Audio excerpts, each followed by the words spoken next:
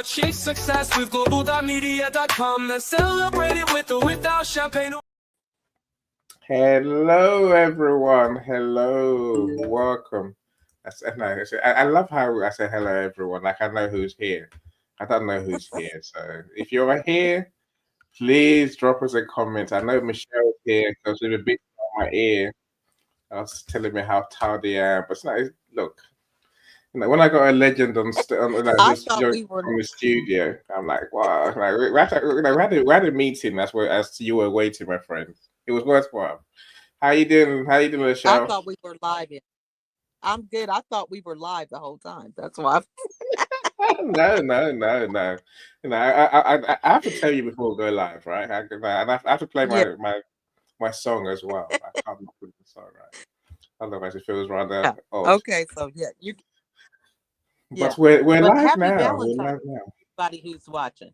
I don't really celebrate Valentine's Day, but I want to acknowledge those that do. Yeah, So happy Valentine's Day. yeah. Thanks. You've done it for me. And the day goes by, Michelle, very quickly. If I turn around to my wife and say Happy Valentine's, she'll look at me funny and say, "What's wrong? What have you done wrong?" So I'm just not going Now there. listen. Do you guys celebrate that in the UK, or is that We just me? do, but it's it makes me ill. It makes me sick. Really, down to my belly because I think we should do love all year round. Of course, we should. Amen. I'm with Right. you. That's why I I don't, celebrate. I don't understand Yeah. what the whole day thing is. And then now they've changed it. Now I hear more about Galentine's. I'm like, what the hell is that? You're trying to Yeah. morph into something else. Just cost Yeah. me more money. What the hell? You know. So It's true. Michelle Well, says, "Go on, please let carry me on." tell you some statistics. I was going to tell you some statistics. Now, this is a couple years old, so I haven't even looked this up because I had a Valentine's thing that I did a couple years ago. But 250 million roses are grown just for Valentine's Day, Wow. and 145 million greeting cards are exchanged every year for Valentine's Day. And then over $1 billion worth of chocolate is purchased for Valentine's Day. So that's why Valentine's Day is important to some people. Okay. Yeah. Look, for the rest of the world, if it helps them, Michelle, I'm not going to argue with them, right? I Mm-hmm. say that I'm with you, but don't expect me to join in and all start being, lovey-dovey on Valentine's Day because I don't have the energy. There's so many days, Michelle. There's so many days for Yes, everything. it's Yeah, true. there's handbag day, there's chocolates day, there's eat rice day. I'm like, what? Why? I eat rice every day if I could. I'm saying that it's another day that we're meant to spend money. Yeah. Nah. I'm glad you figured that out because I'm telling you, a lot of us don't. We just keep on going in that fog. You know, it gets us in trouble for sure. Hmm. Michelle, I'll take the friendship on the friendship, the friendship love thing. Then even I think that's a bit quirky. Again, there's all that questions. Do you give your kids Valentine's cards? No, Mm-mm. no, I don't. No chance. They can go and get their Valentine somewhere else. Who's willing to spend money like that?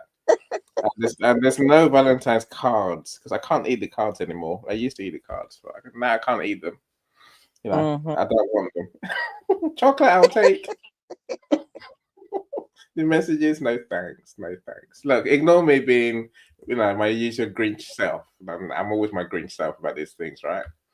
And these things go past very quickly. Lisha, I'm so glad you're here. So we're talking about tools to help you write your book today. Mm. Okay, well, I suppose I could tell them who Lisha is, but you can tell them yourself, Lisha. Well, How's I'm that? just here. I'm somebody supporting you and willing to have a great conversation. Okay, so in which case, please tell them who you are. That least they know why you have, why I listen to you and why you have something to share with us that we can all learn from. Well, thank you so much, Annie, for allowing me to be here. But I am a TV media strategist. I'm also also known as America's Supermom. My husband and I have 15 children, and a lot of my storage or my message and platform is around mental wellness. I overcame 13 years of depression, 3 hospitalizations, and so I am happy to embrace any media platform that I can to share my story and to help others with strategies so that they can overcome or prevent some of the things that I went through. So that's pretty much me in a nutshell. Excellent. What man? You're also an author of several books. Yes. Mm-hmm. Yeah. So I guess like from my perspective, that gives us a chance to learn from you and some of the tools that you do use. Mm-hmm. Yeah. So, and are you doing live events again, or Yeah. are you off now that we've gone live on video? I actually am doing more live events and recording in the studio. I have not been on a lot of social media platforms doing a lot because I've been doing more things in person.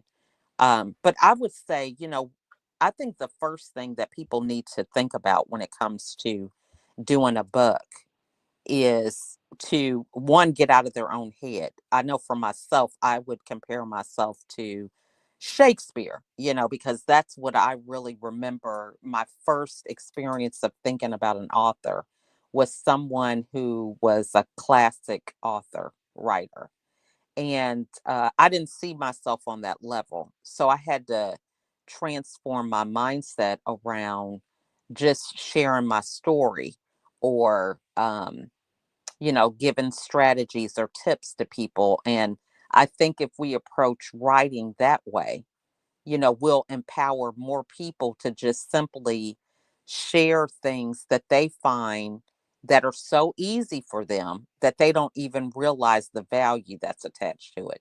So you might have a mother who is a stay-home mom and she thinks she doesn't have any value, but she could have a cookbook because that's what she's doing is cooking. And we don't even think in terms of the value that we share every day and how we can monetize it. So that would be my first thing, is getting out of your own head and realizing that there's something that you might do every day that is so easy that you forget that it's valuable to someone else.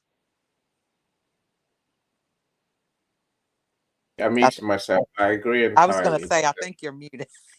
Yeah, no, I like to mute myself, so I don't know. I think it's I don't know. On audio, we had that restraint. I think we developed that restraint by muting ourselves where we don't respond and keep talking. Mm-hmm. So on video, there's this tendency I find, because I can see you, so to speak. I There's a see. tendency to speak, like to talk as if we're having a conversation in our living room, for example. Mm-hmm. You're just talking, so and I talk too much. So I try and mute myself so I can give you space to talk. A few more of our friends have joined us. I'm so glad. Luz, welcome. Luz says happy Valentine's Day for everyone from the Netherlands. Thanks, Luz. We'll be back to normal tomorrow. I'm just grumpy about my birthdays, by the way. I really Is am. tomorrow your birthday? No, I don't tell anyone my birthday, but they work it out in the end because you don't see me, you don't hear me. I had to Mm. disappear for a good couple of days. Now, then I'm gonna come back to a deluge of happy birthdays. It's like, oh, leave me alone. Mm-hmm. I think I can figure out when it was because I remember Yeah. Chayetza. Did you she serenaded you? That's how I got connected to her. Yes. Oh, God help me. Like I said, someone always lets a cat out of the bag, right? Mm-hmm. Now, what can I say? So, Lisa, my favorite human. You know, thank you. Yeah, happy Valentine's Day, everyone. Hope you all have a great Friday. I'm glad it's a Friday as well. I'm glad it's on a Friday. Welcome, Mm-hmm. Amolia. If you don't know about Amolia's Audio Leadership Club, do connect with her. And the way you connect these days is simply go to the comments, go to the events page, go to the comments section, and everyone who's commented will be there. And you can basically click on their profile, follow them, connect with them. The world's a better place. And now we're back to where we were with audio. So that's the aim. I'm always being nice to everyone. Excellent. Someone does it for me always. I appreciate those who engage with each other in the comments because I haven't got time to do that while I'm talking. Shola, welcome. See, I got Shola's book here. Ice. The book is named or titled. So I'm glad you're here. I stands for I can explain. Oh, I love it. Yeah, it's genius. It's genius. Well, no, the topic is is grim, but then books are serious things, right? And she's taking a chance to write about a serious topic. Now, well, hopefully, I will get to showcase what the topic is. So and she sent me a signed copy of the book, so I'm so That's grateful. awesome. Congratulations. I will read it. I will actually read it probably now. I'll read and then I can wax lyrical about it, Shola. We haven't seen you for a while, but I'm glad you're back and thank you so much. If you're here, my friends, drop us a comment. And I know we started a bit late, so I'm giving people a chance to join us. Yeah, so if you're here, unless you make a comment, whether you say where you're from, just say hi, ask a question, then we'll never know, right? Lisa saying your name popped up and I immediately smiled. Happy Valentine's Day, Shola. Yeah, there you go. Yeah, thank you so much, everyone. Thank you for those who are here. Look, if you're here, you're welcome to come on stage. You're welcome to come to the studio. The link is on the event page. If you want the link directly to your DM, let me know. Then I will happily send it to you. Yeah, okay, right. Now, my friends know, of course, my book, Lessons We Learned from COVID, is behind me, and I would love you to read my book as well. I think Shola got a signed copy of that book over Christmas. Yay, yay. I'm working on another book as we speak. A health anthology. I want to tell the stories of people who survived life-threatening illnesses. I want the world to know how you survived. I want to know how you survived because I guess I'm 50 now, so I'm thinking, Annie, you're halfway there. Maybe more than halfway there. Who knows, right? But if I were to get ill tomorrow, if I were to get a chronic illness tomorrow or a serious illness, what would I do? And then you realize that people have survived. Yeah, all sorts of things, cancer, diabetes, even kidney failure and whatever else, other things. I want to know what it is that you did to survive. Yeah, was it changing your diet? Was it changing your lifestyle? Was it changing your mindset? Was it medication? Was it religion? Was it exercise? Is it all of those, or none of those, or a mix of those? I didn't want us to learn from those who've been there. Of course, those who've been there tend not to speak. They seem to want to hide the illness and the lessons. So we need to learn from you. So if any of that applies to you, if you survived a life-threatening illness or you cared for someone who has survived a life-threatening illness, and you can share with us some strategies that we can learn from, let's talk. I'd love to have you in the book. Dr. Marcia, I see you. Welcome, welcome, welcome. I'm glad you are here. Dr. Marcia is one of my co-authors, one of my 10 co-authors on the COVID anthology.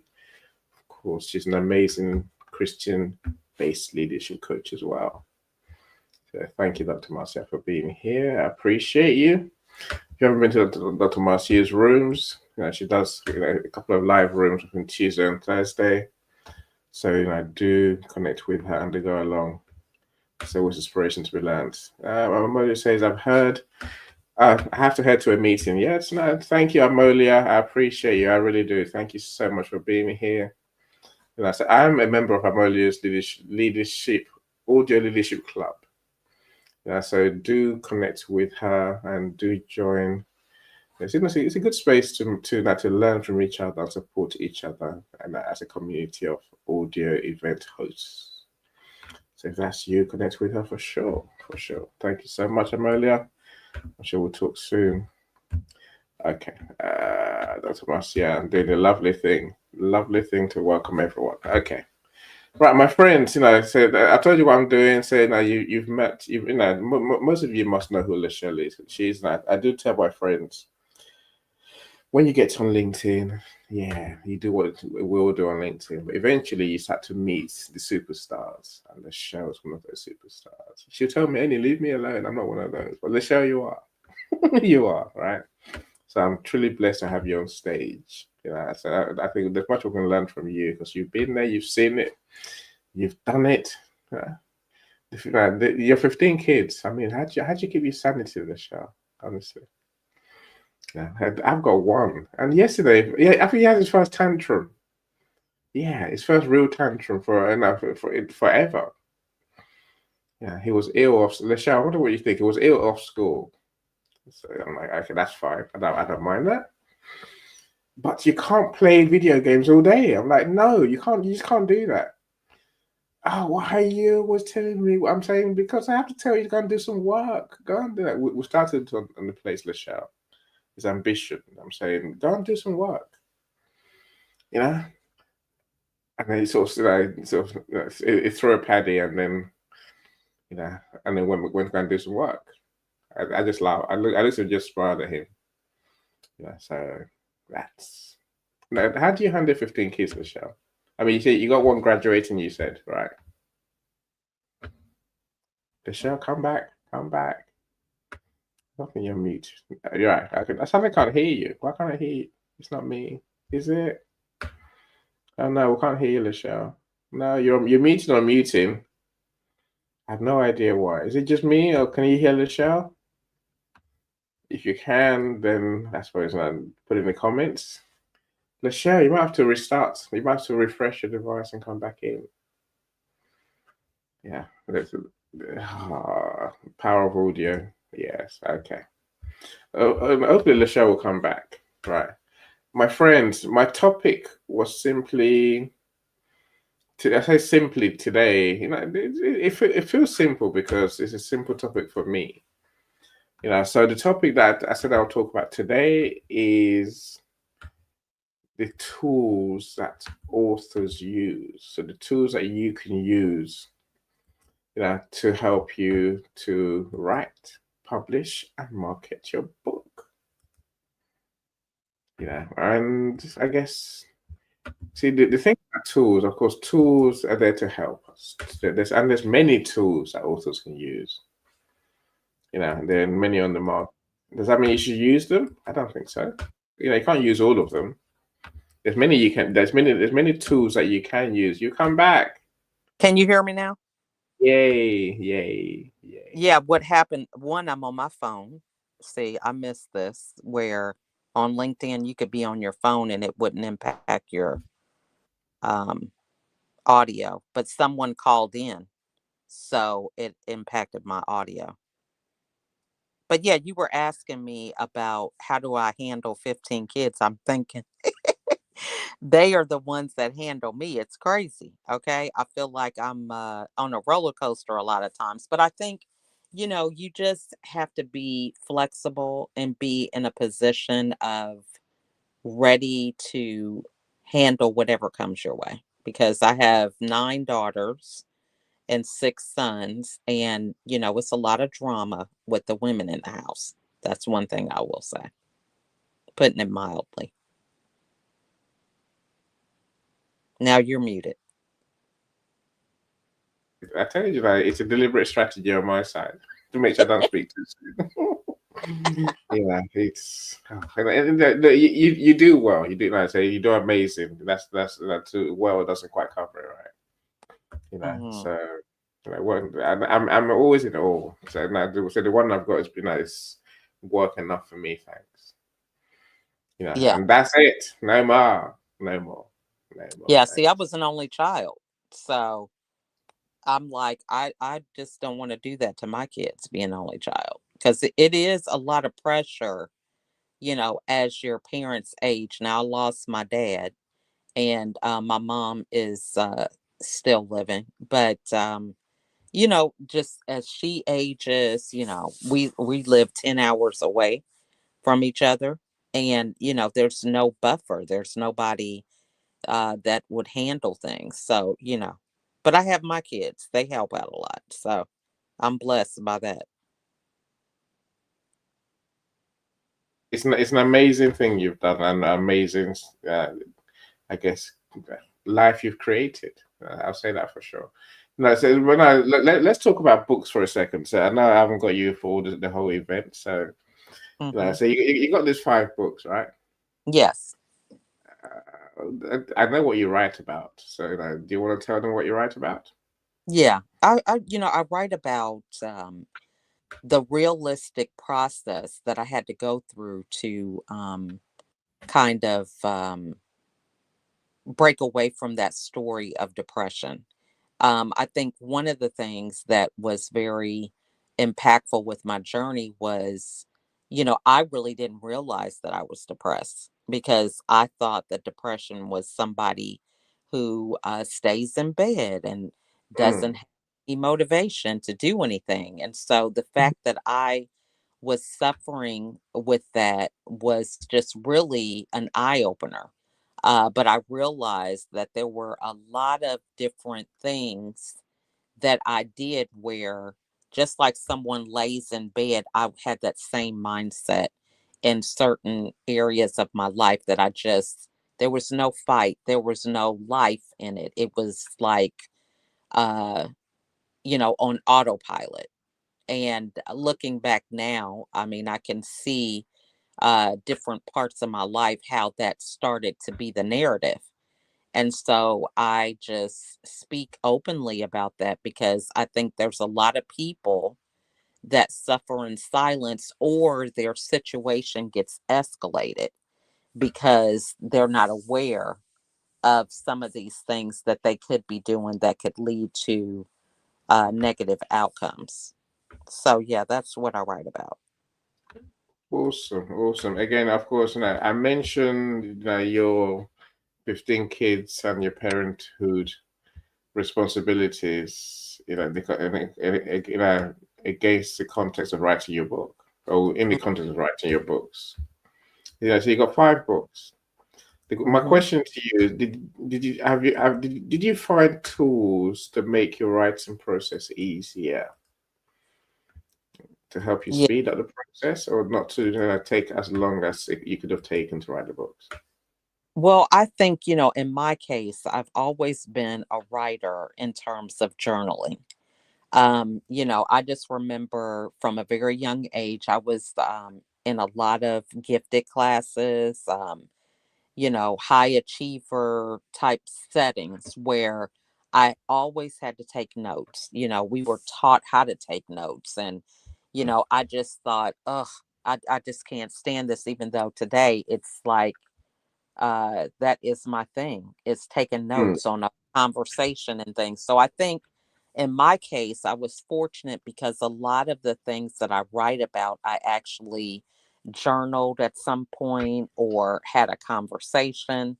But there are ways that I think people can educate themselves around the book content that you already have. So, for example, if you have a video, that you have done, whether it's a conversation or something that you've done alone, you can transcribe that content Yeah, and that can be a book, right? yeah.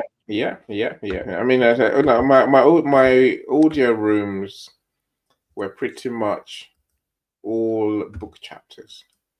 Mm-hmm. So I'd say I recorded many of them. Most of them, not all of them, because there's some topics I didn't really, I'm not, and I don't really want to write about. But most of my rooms were topics or chapters in books. That's I plan to co-author with my co-hosts. So Yeah, and transcribing them, it's a great way to get lots of information down very quickly. exactly. So So I it's, think, we don't realize that. I think in my case, how I look at my life is I'm the content, right? mm, Whether it is, me cooking dinner or, having a conversation, diffusing an argument with a couple of my kids or, my own journey with me and my spouse, because, we're not perfect. We have arguments too. So just like documenting things that you do and then, as we grow, because sometimes things are fresh and new and we're not in a space to uh relay it to other people. But once you get past that, It's great content, such as yourself. You're dealing with your 15-year-old. Now, when he Mm. graduates and you've passed this stage, that's another book. How did you get him Yeah. on the other side? You know what I mean? I think we make things too complicated, right? Because every I'm time, trying to stay optimistic, Lachelle. I'm trying to stay optimistic. It might be a story of the other way. You know, such high hopes perished, plummeted into the abyss. Who said that? No, I'm a positivity kind of person, so no, I'll stay there. He can be whatever he wants to be. Yes, I'm happy. absolutely. I'll take that. Look, even in transcribing, I suppose. What was your tool of choice? What which program did you use to record and then to transcribe? Because they're all very different. So I've got tools that I use. Of course, I'll share those in a second. I'm saying, but I'd love to know what worked for you. Yeah, for me, really, I am just a very simple person. So just doing the transcription for Google, Mm, how one, you could speak your book. So yeah. you can uh, talk your whole transcript. That's one way. And then another thing that I did was go through some of my YouTube and just get it transcribed on the YouTube app itself. I'm not one for a lot of difficult tools, Mm, because if it's not a system that I have in place, then it complicates it being done in my yeah. life, It's it, it, because it's, it, it's, it's yeah, extra, right? It's an yeah, addition. yeah, because Which, you don't have a routine with that. And so I'm not about creating a whole bunch of different routines, so me talking is really not a hard thing because I feel like I talk all the time. mm, Right. So for me to talk my book, just simply in Google, that's a simple thing for me. I think we really make things more complicated, which makes it harder for us to complete something because yeah, we have these issues. So that's for me. But I'm sure yeah. there's lots of things that are out there. I mean, and even now with AI tools, which I can't even tell you everything that's out there because, I have people that are on my team that probably work with that stuff. But, Mm, I'm all about keeping it simple. And I like the element of being able to do some things in real time on my own rather than feeling like I have to know 1,000 different platforms, if that makes yeah, sense. yeah, yeah, yeah, Mhm. yeah. No, you got better things to do with your life than as much as I've said, I will endorse some tools I also use. You have a point there, Michelle. It takes time to learn each one. It takes Yeah, time, effort, and each time you're using a tool, you're not using another one. You're not using your preferred tool. And it's so, true. and the simple truth, my friends, is that tools can have benefits. They can speed up things for us. They can help us organize content. They can help us do more quicker. But the problem is, many tools we will abandon because they're just not right for us in the end. But you have to use them before you realize they're not right for you. And I haven't got time for that. Today's all about telling you what we actually do use. That's why I'm glad Michelle's here. Michelle, I see you. You got functional depression, but it's thank goodness you're functional. I don't know if that helps. It's what you say is brutal. It's a condition, and I guess we learn that we can overcome. We can still function. That's what I take away from knowing you, Michelle. I said, Michelle's the one who loves to write. She plans to Mhm. write a whole book in her handwriting. I've Yeah. probably written the book already. Yeah. Like Lachelle, you say, yeah, yeah, yeah, yeah. The problem with that, Lachelle, is that we can't do anything with it electronically. Yeah, well, I think there's a lot of therapeutic value in writing things down. Like I said, I journal. and have journaled for years, and it goes through periods. And I definitely relate with what she was saying with functional depression, because that's what I was. See, I didn't realize it. But I think the first thing I would say is to begin to decide if you want to be that anymore, because a lot of times we subscribe to the labels that we put on ourselves or other people. And so that's the first thing, is that we have to reframe our mindset, and we just start acting in a different way. I tell people, my clients, you can go to the store and you can say, well, I'm a millionaire, and people will believe you, because why would they have any reason not to? Because it's how we carry ourselves, it's how we label ourselves. It is something that maybe you're aspiring to do, and they're not just going to call you out on that. They're going to believe that. And so it goes the same way with what the things that we say about ourselves. A lot of times, people believe it because we say it. So I think we can change our state at any time based on what we choose to say about ourselves. But there's something therapeutic about being able to write our story, because we can be an observer of our behavior and our situation from a vantage point that only we can see. And so seeing how we are connected to our story and connected to our journey. But it's something that really helps as a part of the therapy process. So I resonate with that. And after you get to a point to where you've grown past some things, then you may be able to do it digitally. But I agree with some of that. You just have to write it down, because you can't the reality is you can't hear sometimes the feedback that people give you if you're too close to it. But when you're writing it yourself, it's something about that being a reality to you, because it came out, and you can take it. I don't know. I guess that's the best way I would describe it. Yeah, that is beautifully said. There is a that there's a I guess it's more, it feels more personal when you write something that's supposed to type in it on screen. I can see how it can be more, it can feel more therapeutic for sure. Dr. Roxana, welcome. Another one of my co-authors in the anthology, but Dr. Roxana has her own books as well. So it's about finance. So building wealth for parents, for families. Generational wealth is a thing. Maths is a thing, really. And so just written a book that we're just publishing tomorrow. Professor Roxana, surprise to you, I'm sure. I've made the changes that you suggested, and that's a book about technology in education. So that'll be book number 3 for her. There's only 3 more to go after that. Only he says, right? Welcome, Dr. Roxana. Glad you're here.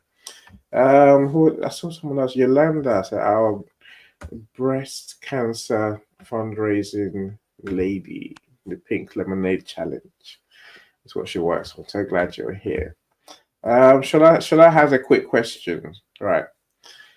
So just a quick question. Don't you worry about confidentiality when transcribing on Google? Mm, Michelle, that's one for you. Do you worry about confidentiality and privacy and who might see your content when you use tools? I guess that's a question that Shall was asking. Oh Can you no. still Well, hear me? yeah, yeah, here you go now. Yeah, yeah. I lost you for a Can you second. hear me? Yep, yep, yep, yep. Now you're muted. Okay. No, I'm not But muted. I You're got a muted. phone call again, but I was able Okay. to stop it. So I wasn't sure if you could hear me still. Let's do it again. But you Right, can hear me? I can hear you. I can hear you. Okay. Yes. I never really worried about that, only because, I have grown to the point to where I feel like my story is an open book. So Mm, I'm all about sharing the reality about what I have experienced in order for it to help someone else. mm, So I mm, don't really have information to where, Mm, I mean, it's like anything else. We buy online. We do a lot of stuff where our credit cards, sometimes our mm, personal data, people getting your services. I mean, your website might be online. I just think it's a lot of things that are out there where we are exposed, but it is what it is, and you just cross that bridge when you come to it. But I think, again, that's another way that we can be fearful about getting our story out, is thinking about some of the things that we could be exposed about. So I'd say to put certain content out only that you feel like you're on board with other people knowing. yeah, So that no, would be my answer for that. yeah. Again, I agree with you You're muted entirely. again, Annie. I'm not muted. I'm talking. You can't hear me. Oh no, Lachelle can't hear me. It's not me, Lachelle. Yeah, yeah. You might have to restart your device, Lachelle. Okay, All you right. can't hear me. I can hear you. We can hear you. We hear you. We hear you fine, but you can't hear me. Oh, I can hear you now. Okay, that's all right. If you can hear me, I can hear you. So all is good. All is good. All is good. Look, Okay. I think this privacy issue. I don't know. I think it's a red herring. Because Google doesn't care. No one cares about your content really. It would take a lot of delving for someone to uncover your golden manuscript that you've transcribed in Google. I mean, it's not going to make sense to anyone anyway until you complete the book, right? Mhm. I don't. I just don't. I don't worry about privacy on that sort of level. If I use tools, you just have. I just have to accept I'm giving up potentially some access, but it's to a system and it's not identifiable the way people think. I don't feel that's unsafe and as exposed on any software as people might think. There's so many billions, there's millions of people using Google, for example. What could they do with the bits of transcript that you give? I don't know. Nothing in my eyes. If I'm wrong, Yeah. someone come and tell me. I'll happily listen. If someone, if I'd love to learn truly. But I just, it doesn't. It's never crossed my mind. I use Apple. I use a range of tools, and I just don't worry about who's behind them in that sense. Yeah. But this is why now, say now, the US and the UK are so hot on TikTok, as I call it, because they actively collect data Hmm. to work out individuals. Whereas I don't know if our tools do. I really don't know. I really don't know. Great question, Inshallah. Great question. Look, going back to our handwriting thing, I think a lot of now most authors have a handwriting, like a notes thing, mixed with voice recordings, mixed with software on a computer. That's pretty much Hmm. the combo that most authors use. So and there are tools to handwrite electronically. Yay! There's Kindle Scribe, for example, which I've seen that you can write. You can send it to your computer. You can connect it. So you can send it by USB or what have it. They get better and better. There's something called e-ink. E-ink. Yeah. Mm. So it's another tool that basically you can write on, and then it will send it to your computer, and then you can make sense of it there, or you can even convert it into typed text if you want. If you want that to happen. And of course, there's many other options out there. There's many other options. There's always new tools being made on that sort of level. And there's another one called digital paper. And all these tools come with an electronic stylus, like a pen, electronic pen. Now Oh. you'd be amazed what those pens can do these days. Hmm. So if writing is your thing and you want to carry on writing, use that as your way, then there's tools out there that can help you. So don't be put off. This this is why I'm doing this conversation today, because there are tools for almost everything that it also does.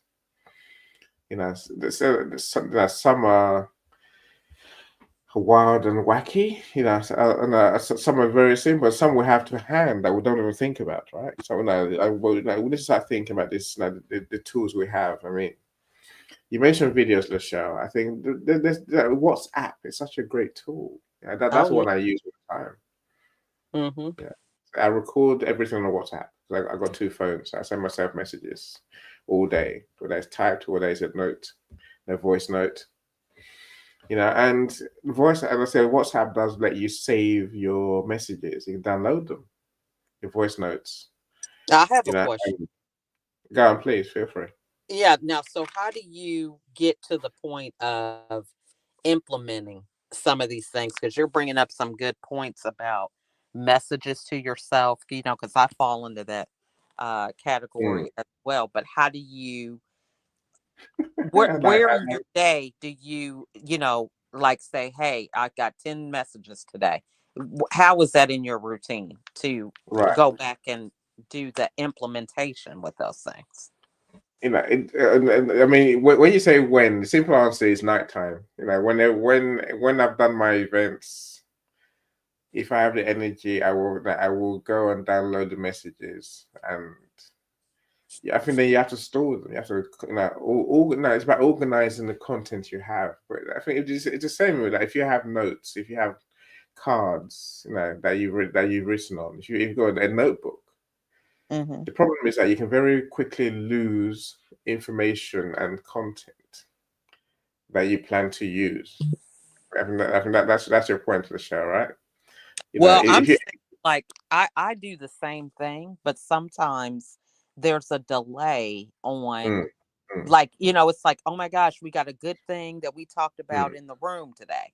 So mm, I'll make a note of it, but then mm, it's the going back and saying, okay, I did this. How can I, you know, take action on what yeah, that note yeah, was, instead of yeah. just keep on creating all these different notes Mm. everywhere. So talk to us about that. Right. I think, look, WhatsApp is a simple one. If you're disciplined, and you will go back and get those notes that you recorded, that you sent yourself, then it's not so bad. Yeah, there's tools to organize your work. Now, Evernote, Microsoft's Evernote, I think, Hmm. and they got one for there's OneNote, right? Hmm. Those will organize your content for you. So, essentially, on the left of the screen, you see like a tree which has the folders, the messages, all your content will be there. You can organize it by chapter, by topic, you Mm. know. So there's tools that you can use to organize that content, and then also whenever you do go back to it eventually, it'll still be there. Again, your WhatsApp messages are there for a they're there for a long time. Hmm. Not going to disappear anytime soon. And I guess maybe I'll say that the reason I get away with the WhatsApp thing is because I've got WhatsApp on my computer. I don't know that's a real trick, Michelle. I think when you have WhatsApp on your computer, you can just copy and paste, right? And then just download into folders. If you just leave it on your phone, then you can easily get deluged after a while. That's That's a problem. Yeah, that's good, because I think, it again, it's for me like a tool. We can get all the tools, but are we taking action or Mm, mm, implementing these tools in a routine that we're going to be able to manage over time? So that's what I was asking, because yeah, I yeah. know I'm that way. I have thousands of notes sometimes, and Mm.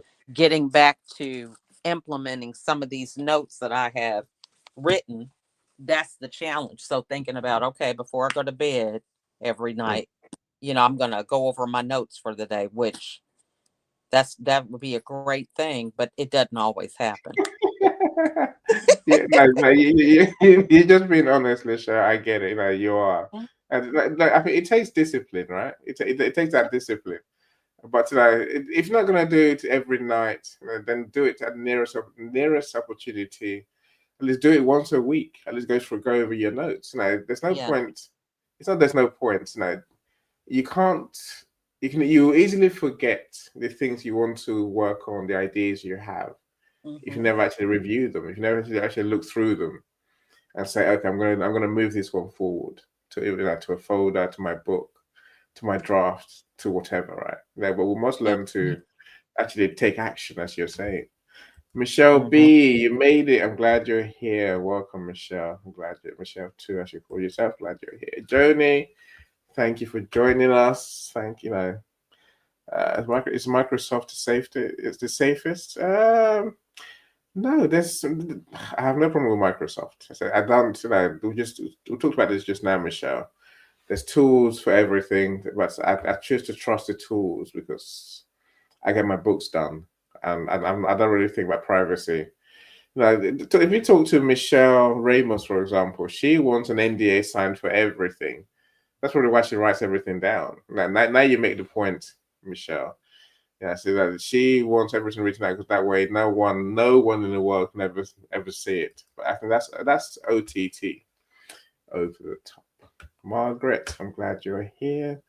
Margaret Superwoman, so another one of amazing co-authors in our anthology. Lessons learned from COVID-19. So I'm glad you're here as well, Margaret. Welcome, welcome, welcome. Do join Margaret's rooms on Go Brunch and the other platforms that she's on. So I'm glad you're all here. Right. Look, I think that the tool that we can't get away from. So now you recorded your content, you've made your notes. So make sure you action them. Yes, indeed. Right. Okay. Now let's talk about word processing tools, because now eventually your content must be turned into um, words that we can work with, right? Hmm. I suppose so. Most of us, near 100% of the content I get from authors is in Word. That doesn't mean it's done in Word. Do you use is Word your platform of choice, Lachelle? Well, for me, again, I have a publisher. Okay, because just like we were talking about with these notes that don't get implemented, that was my saving grace in getting things done. So we did use Word, but I think a lot of times we second guess ourselves. We say we're going to do something and then we talk ourselves out of it. So I think the best tool is to have a publisher because you'll be able to complete the task. So that would be one thing that I would add because, doing it alone, and if you've never published a book before, it's a whole process. Getting the cover, having the intro, and if you have to research anything, and then if you are getting people to have comments around the book, that you might want to add. If you have a forward, I mean, all these different things. And it can be overwhelming with you trying to do that and write and all this other stuff. So I say the next best tool is to have a publisher. So that's just me. I do like. I truly love that, and of course you're right. Really, you really are right. But people like to DIY their show. Like to, and look, I'll be honest with you. As someone's going to publish your book, I don't want to do the work like that. I've got a team of people who do that stuff. I've Mhm. got a writing coach. You got know. I'll direct you to them. Go and talk to them. They will help you to structure your story, structure your stories, structure your book. In other words, right? Yeah. They'll help you write the book if you want help to write your book. So I have done for the anthology. And as I worked with my friends who writes their chapters, many of them, right? But no, but essentially, I want a packaged book. I want a book that's finished. So a publisher like me, I will give you my friends who can help you. A writing coach might be what you need to help you with that, to be more creative. And an editor is the one you really need. An editor that are gonna if you have the right developmental editors, they can help you structure your story and put the bits in the right places. To make your point and to also entertain your readers and inform your readers. So I'll direct you go and talk to those people, and then when you've done the work with them, and you say, I think I've got the manuscript I want you to publish, then I will look at it and say, right, like as the show says, does it have all the sections? Preface, acknowledgements, content page, and so we go, right? And does have really your author bio at the back. See, the reason I'm talking about this in our context today, apart from the fact that the show raised it, is simply because there's parts of your book writing process that requires humans. You can't tool your way or software your way through your book. You just can't. It's not going to work. Really, because you need humans to give you the human input, because humans can do what tools can't do. Humans can tell you that doesn't make sense. Some tools can, I assure you now, but they won't. But there's not. I don't know of a tool yet, Lachelle, that will tell you what you wrote on page 2 and what you have on page 125 don't make sense.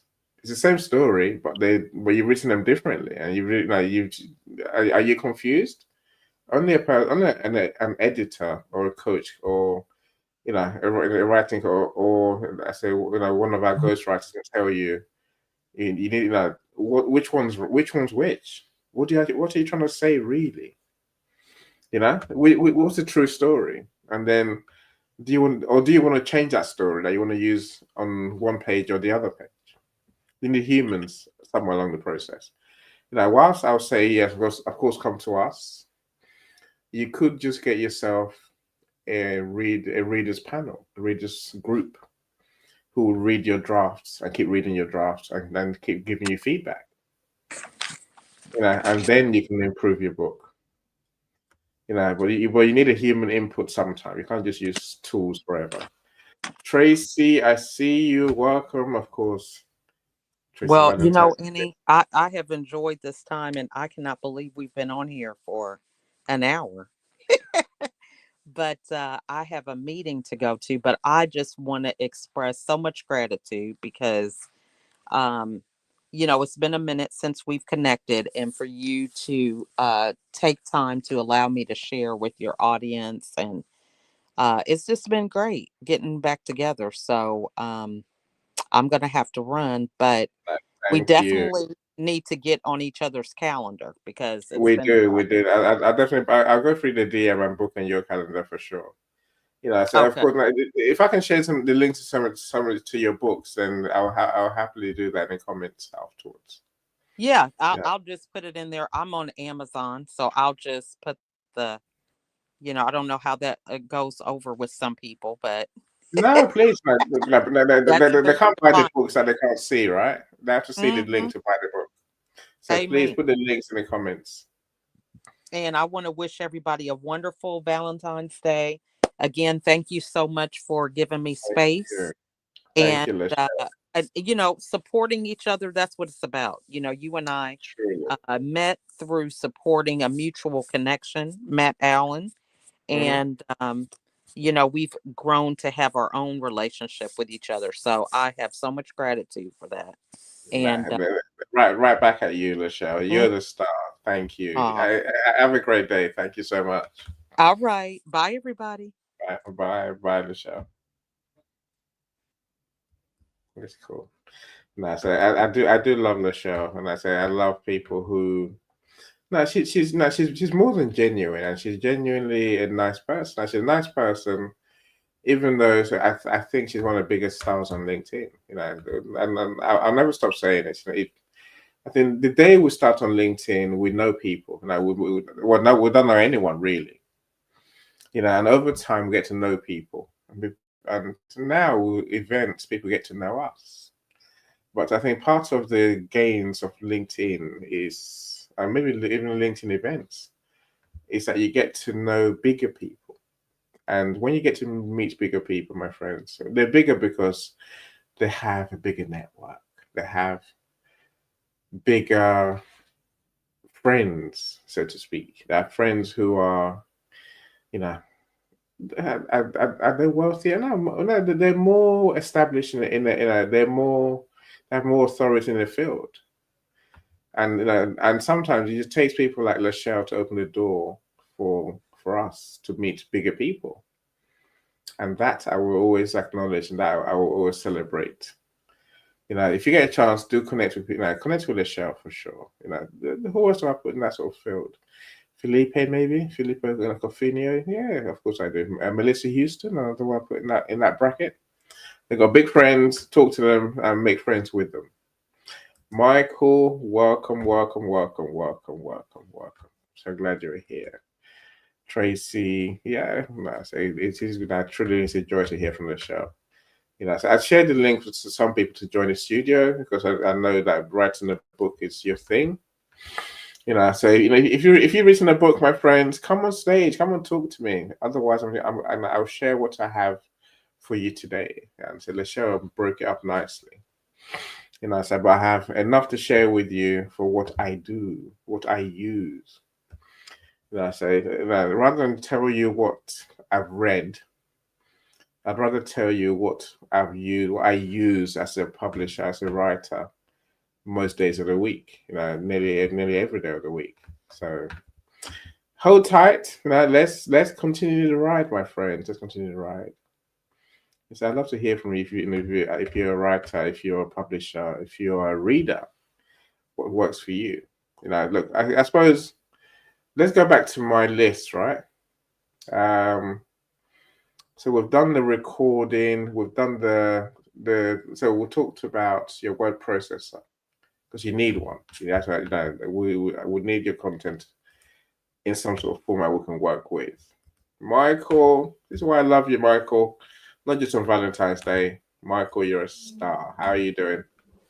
Happy Valentine's Day, brother. Well, I'm doing okay. The last man that said Happy Valentine's to any was when I was at uni, Michael. But he meant it in that way. I never spoke to him again. But I know you mean it in the most appropriate way. It's fine. Next time we talk, ask me okay. Remind me. I'll tell you the story, Michael. Then you know why I said what you said, right? Remind me. Now make sure you do. Anyway, what's that about? Absolutely. I did not even want to venture. Really, I'm staying very far away. Let me take my blind stick and just make sure that I don't. I make sure I stay away from that area. Oh my God. I'm glad you get it. Okay. Levine, superstar. Yeah, thanks for the rude awakening. Yes. It was a shock. It was a shock to the system, Michael.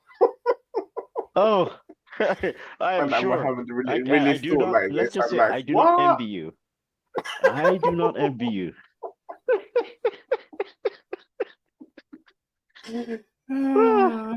How are you doing weird today? Ones go for any. For me, honestly. How are you doing today? How's your day going? Well, so far so good. The sun is up. It's still bloody cold. My nose is still runny. I still have that phlegm in my the gunk in my chest still has to come out. That's the Mucinex things. That's that I'm using in order to get rid of it, since everything else seemed to have failed. But anyway, I had to go and get something like that from the store. But otherwise, I'm up and about and running around and currently on the exercise machine. And I'm thanking the Lord for putting it in mind that you need to send me an invite so that I can wish you a Valentine's Day, as well as guests and those who you're communicating with. Happy Valentine's Day, guests, people out there in the world. May you have a wonderful day, etc., etc., etc. Please come on board. Wish Annie a Valentine's Day. You will love it. Have you ever seen him blush? Michael, it likes to yank my leg, but it works both ways. So it's all right. I love Michael. Michael just makes me laugh. Now, Alavine, I see you. Welcome. It's great to be with you, of course. Great to have you here as well. And Michelle says, Michelle returns the lovely sentiment of the day. Michael, have you written a book? I don't know why I think you've written a book when you were younger. No, not yet. I was actually Okay. thinking about that this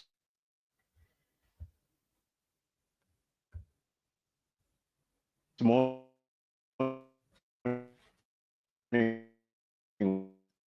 Okay, When I woke up, yeah. Your signal went funny for a second. So you thought about this morning when you woke I've up, right? written a poem. I have not written.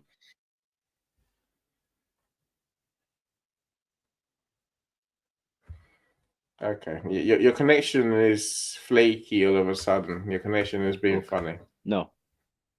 Okay, so And that's why you I'm have to saying, you stand know, still. I have no Stand idea. still. But I do know that I've got so many thousands of words. I've got to get to you. Mm. Yeah, it was 3,000. Yeah, You know, this morning, exactly. When I woke up, I was thinking about it. I was like, I've got these words that I got to get out. I really want to write that book. I got to get started to the sweet. So,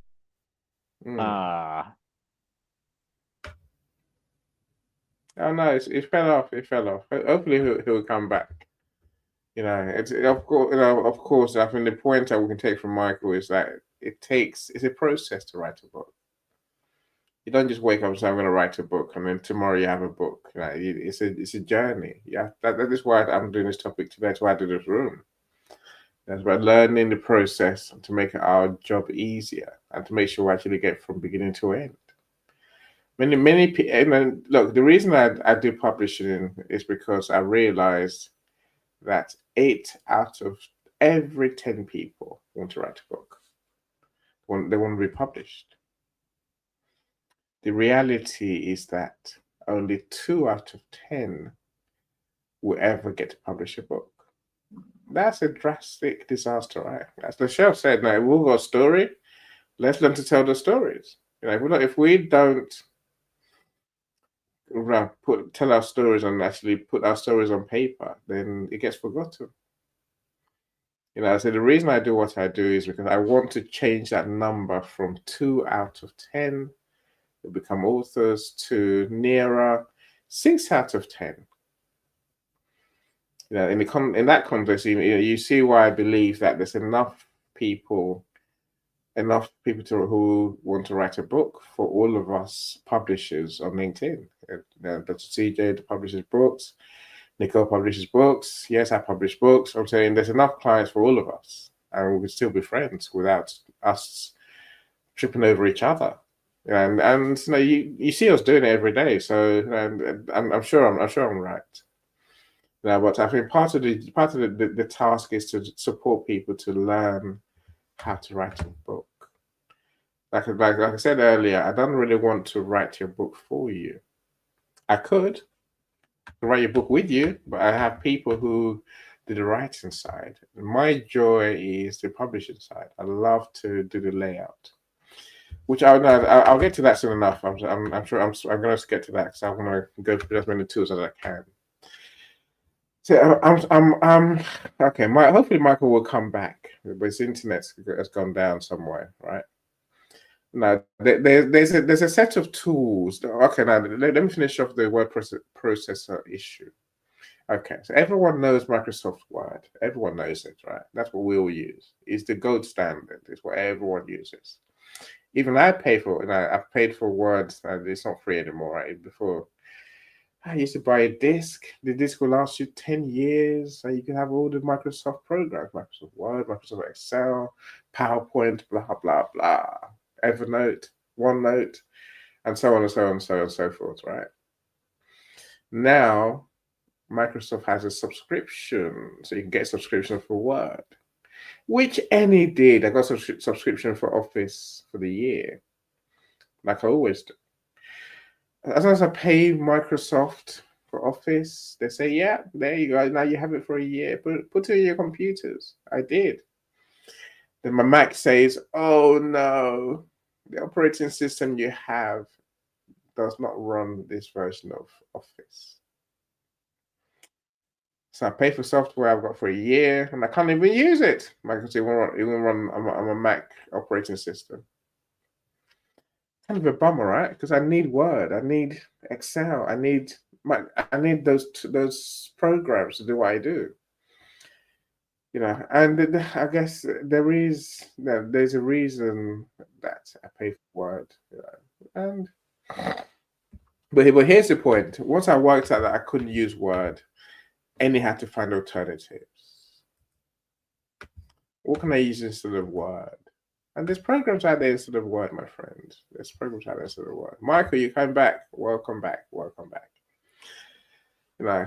Try. Let's see if you're working again, Michael. You're trying to unmute. Yeah. Yay. Yeah. You're I'm back. fine. You're back. So have you found a better internet place? Are you standing still? I've literally elevated myself, really, Annie, just for you.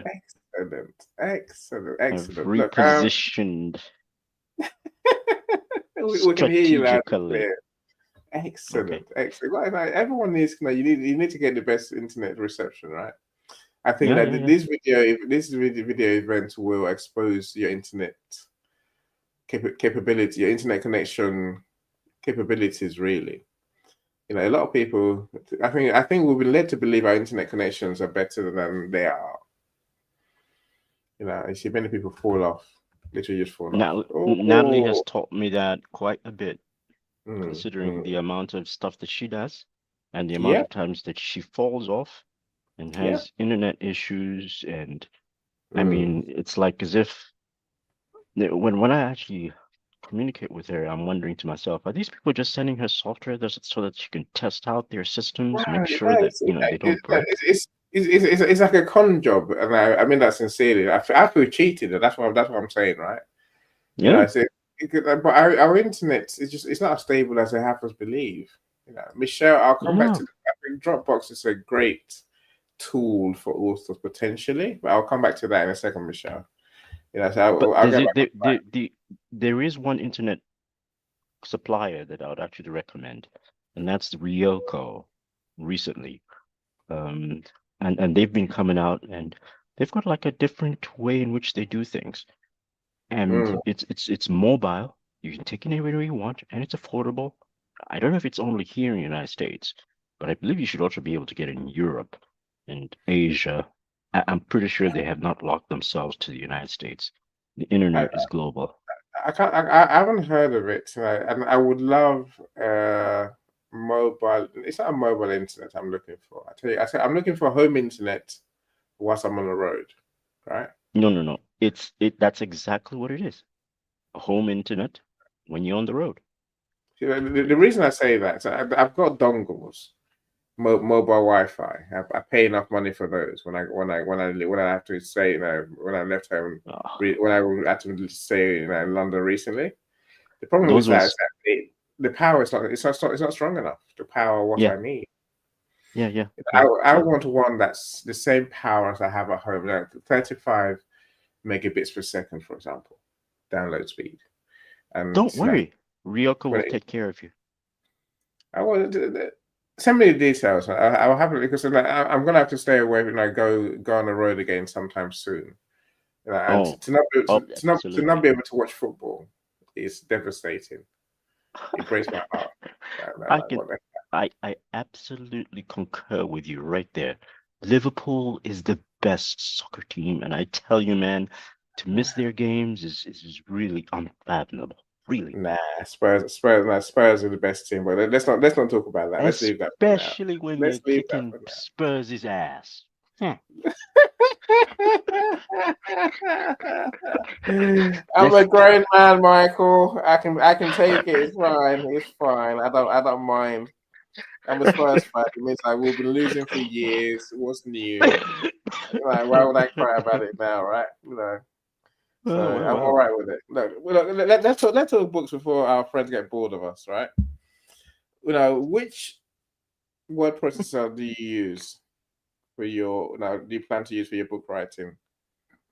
Do you use Well, Word or do you have Google, an alternative? I use Google's Word version.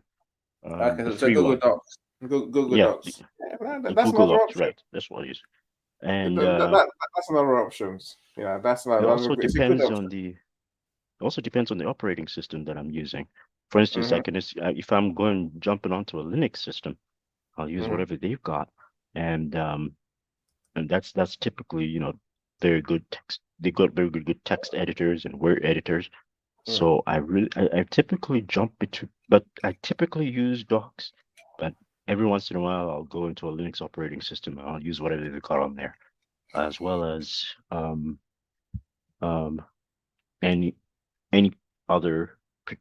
And the reason why I also use Google Docs is because it's on the cloud, Mm-hmm. and and it keeps all my information in one place so that I do not have to be looking for it on my Yeah. operating system. If I don't have an operating system that's Mm-hmm. personally mine, at least I can just go on the cloud, pick it up Yeah. off of Google Docs, and just continue from where I left off.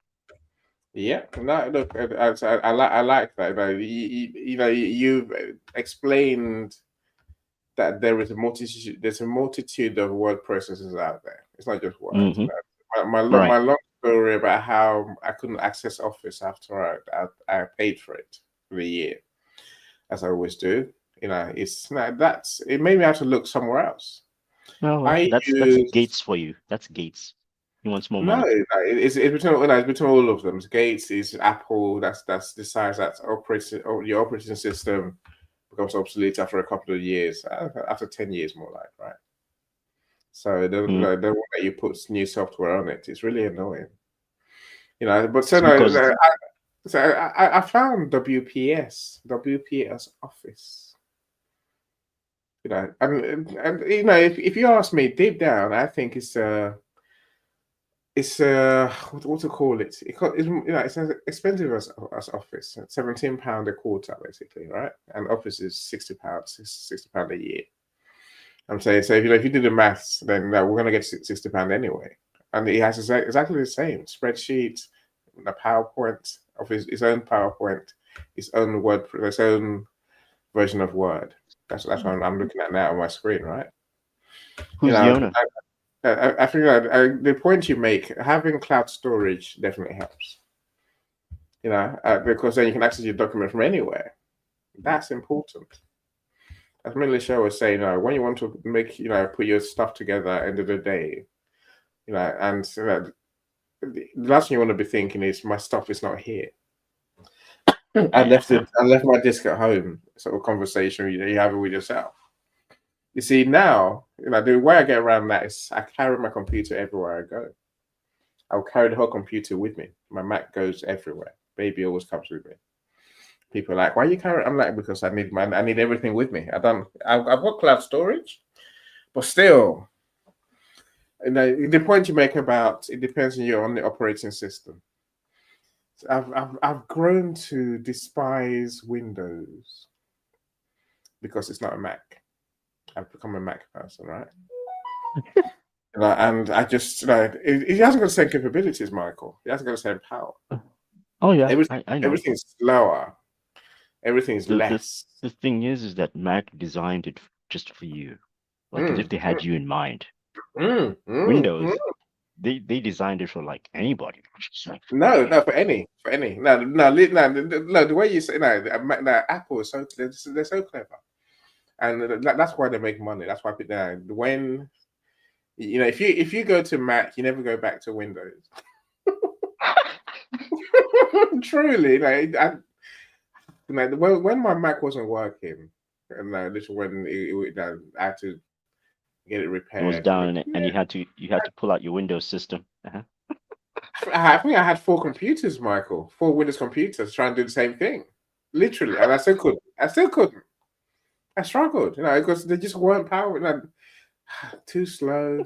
Don't do that. Too much memory. Too much this. Too much that. And that's goodness me. So now that's why when I got baby back, we're attached to the hip. If I haven't got a baby, I'm confused. I'm lost completely. So look, of course, Apple has its own page. Apple's got pages. Its word Did you processor. get a It's free. Valentine's card for your Mac? every day. This thing knows I love it too much, right?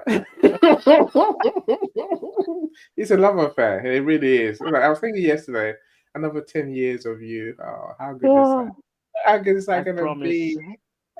I'll dump my wife after, Ah, my friends. Okay, let's go back to word processing software. There's loads of them around, and I say Microsoft is the best one because it has the stuff we know. But then again, Google Docs is good because it's got cloud storage, as Michael says.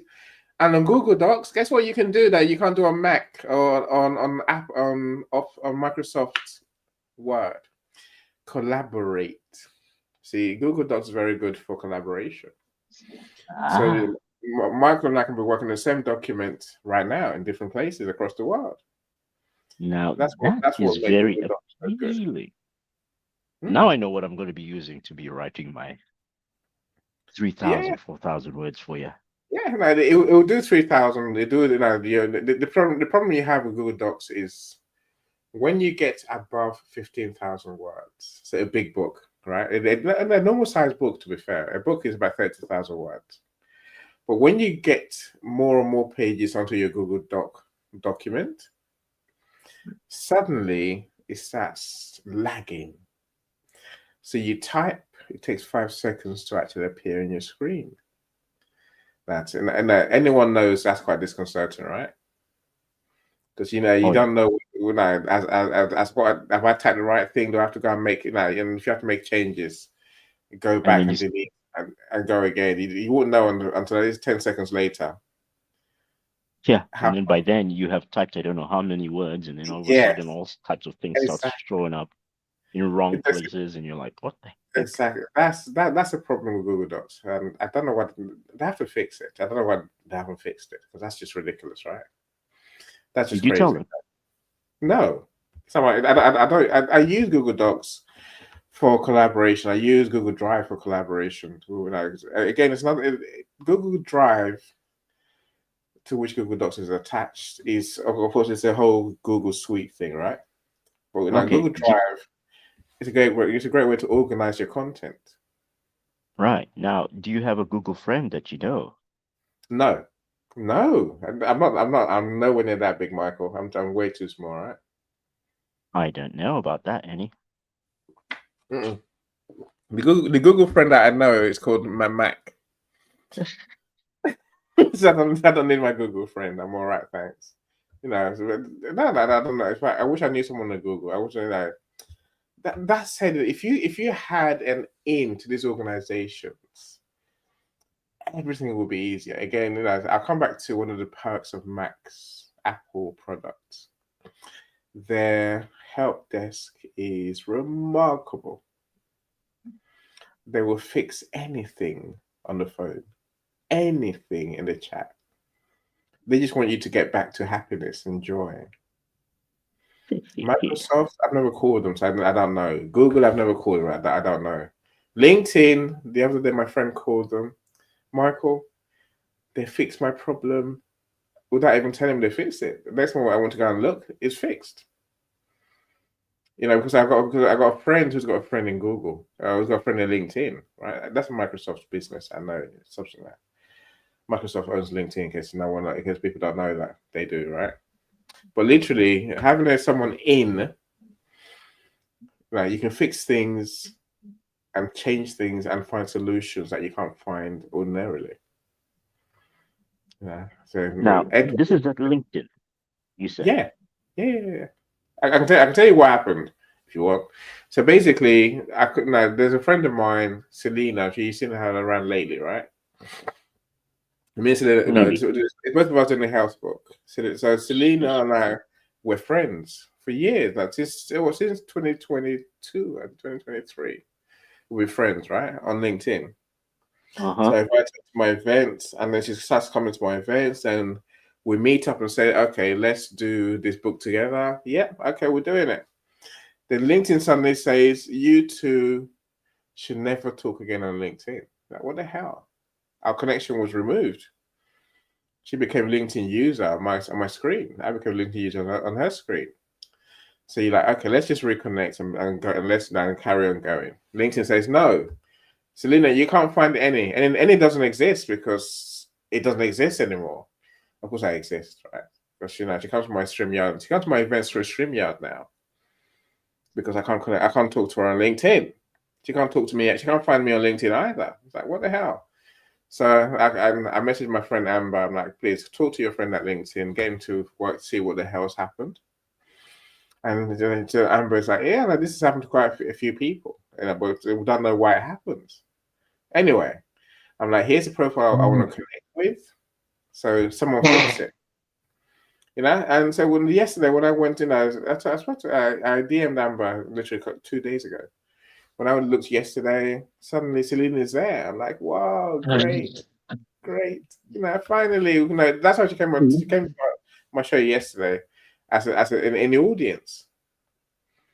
I'm saying that's what when you can have an in to these companies, there are people who actually want to help you. Anything, you can get anything you want done, really, and then any problem fixed, literally overnight.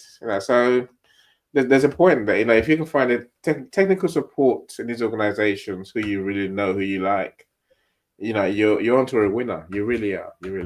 Michael, let's talk slightly now. So we've done word processors now, right? Mm-hmm. There's something called Scrivener. Scrivener.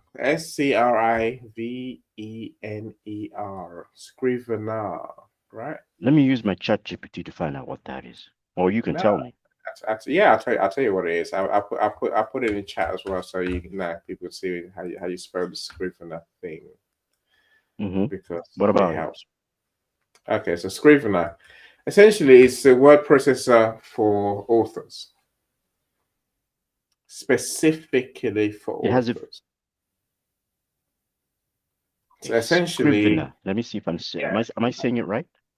Yeah, no, it's in the comments. You can see it there. It's in the comments. I just put it there, right? So basically, it's almost like Word, but Word with a difference just for authors' content. That's the best way I can describe it, right?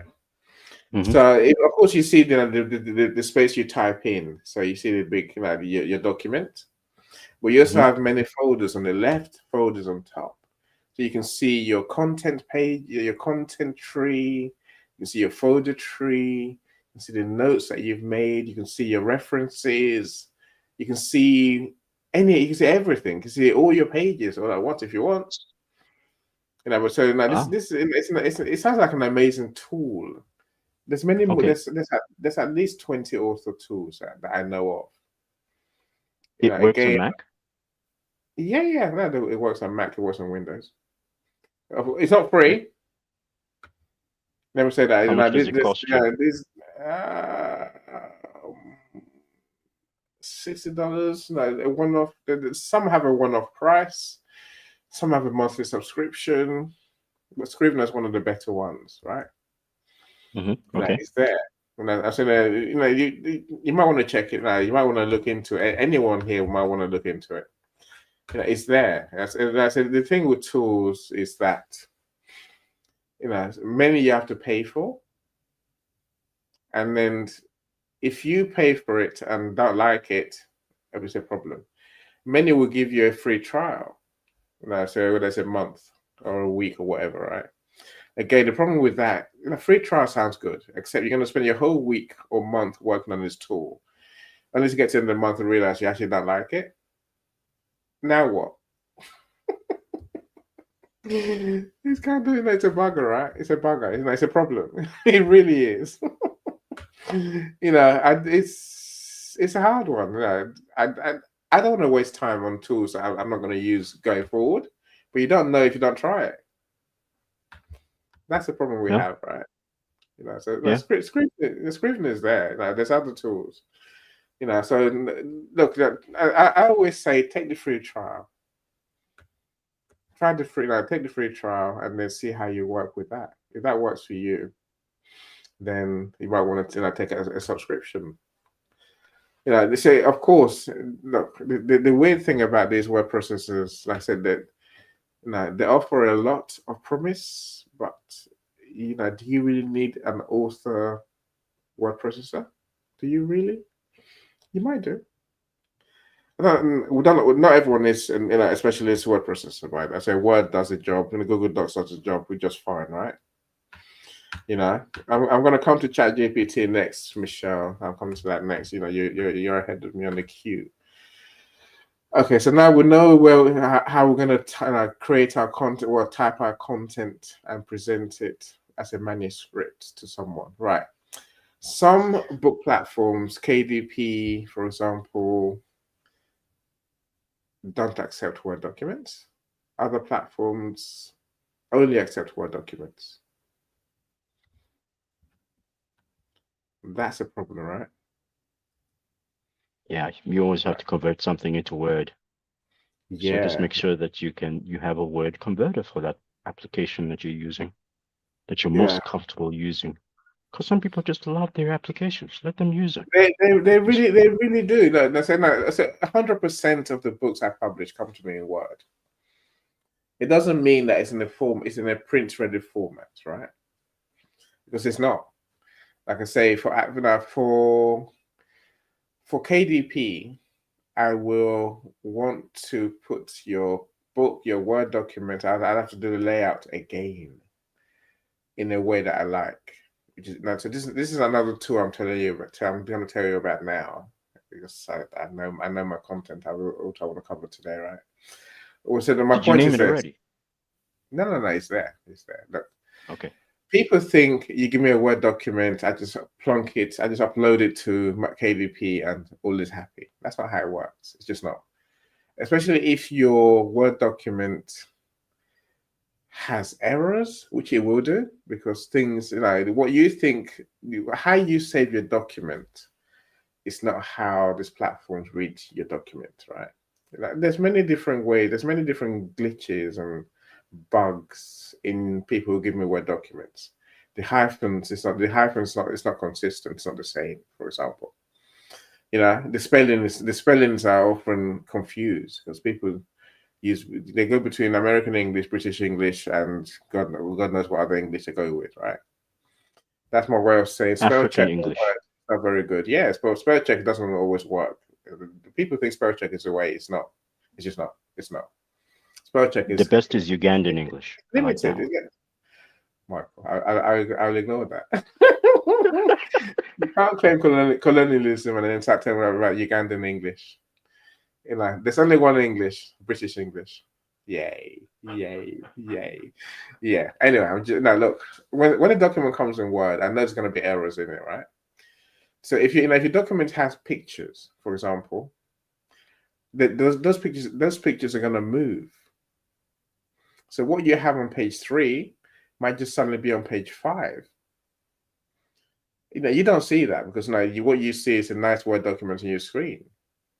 When publishers like me start working with it, things suddenly become rogue, right? So what do I do? What I then do is say, okay, I can't have Michael's book and images and content moving by themselves, right? What I need to do now is fix the content.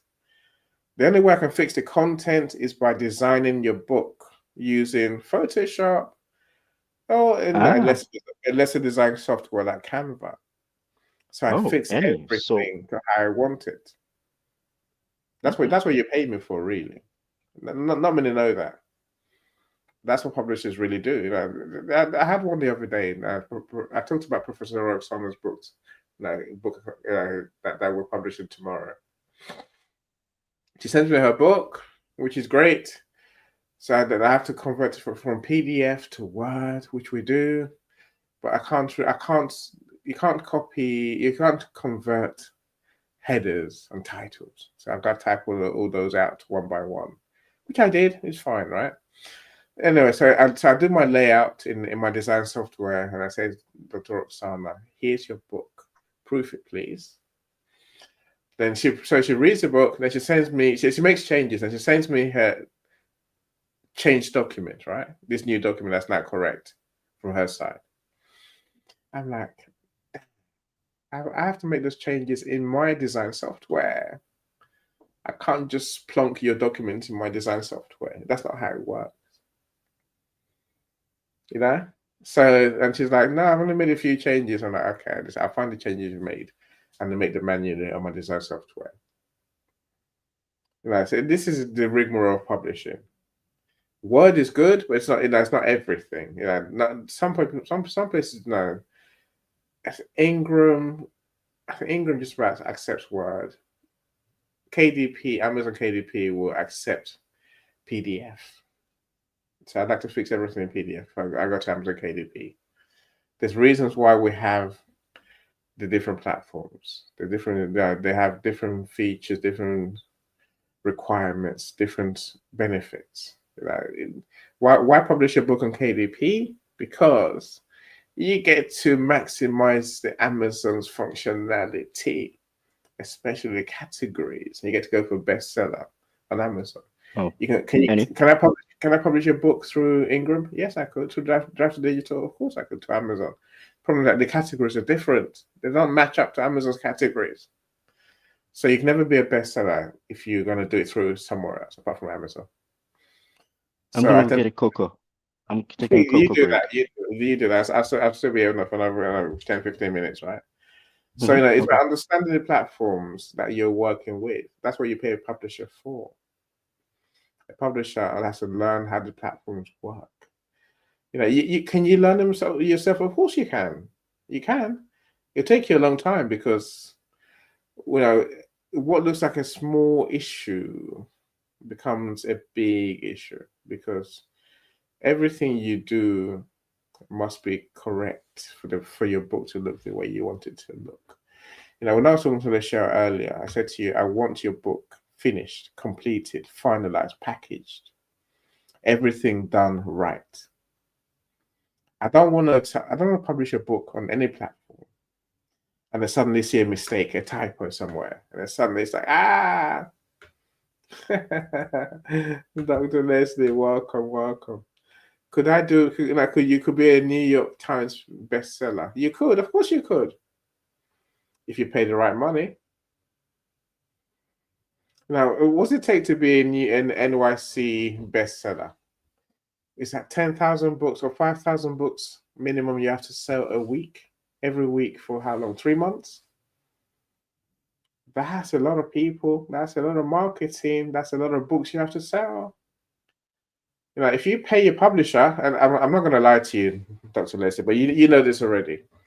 If you pay your publisher, they will organize the buyers. They'll organize, there's 5,000 people that you need a week. Do the numbers. You know, 5,000 a week, it's like 20,000 a month, times 3, 60,000, right? You probably have to pay them the money for all those books to be bought, for them to organize the buyers to buy the books. You know, bestseller campaigns are rarely an open, I trust the public to buy my book game. You know, so when you come to me, the reason I guarantee I'll get you a bestseller is because I have a readers club who will buy the number of books I tell them to buy of yours. So, like, for your publisher to try to make you an NYC bestseller, they're gonna have to go big on buying the books through their readers clubs, through their different networks, and that's a lot of money. Could I make you an NYC bestseller? Very difficult. If you give me enough money, I could. Dr. CJ will tell you very often, and it's the truth, that will cost you £60,000 at least to make you an NYC bestseller, because we have to organize those books to be bought by people that we organize to buy the book. It's not easy. It can be done. Of course, it can be done. Amazon's so much easier because I can sell 200 books on Amazon and make you a bestseller in any category, pretty much. Because Amazon's only 24 hours. It's overnight, right? 24 hours to buy enough books, more than anyone else sells in a category, and then you're a bestseller. So NYC is a lot bigger, and the Times have their own bestseller as well in the UK. And of course, they're global. But that's another huge number of books. Huge number. I could be wrong on the 5,000. I'm saying that it's something like that you need to buy or to sell to be an NYC bestseller. If I'm wrong in the numbers, then yeah, don't shoot me. Forgive me, my friends. Forgive me. Forgive me. I hope Michael comes back. Anyway, look, the point I was making that there are different options to Word.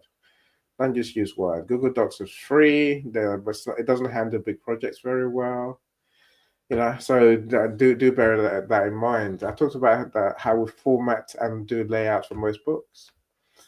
Again, Word gives you your document in what you created in the dimensions. A4 is not the same as a book size. A4 is not a book size unless you go and choose the A4 book size on Amazon or the other book platforms.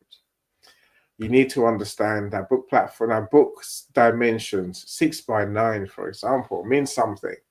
It means that's the size of a page, 6 inches by 9 inches, 6 inches wide, 9 inches high.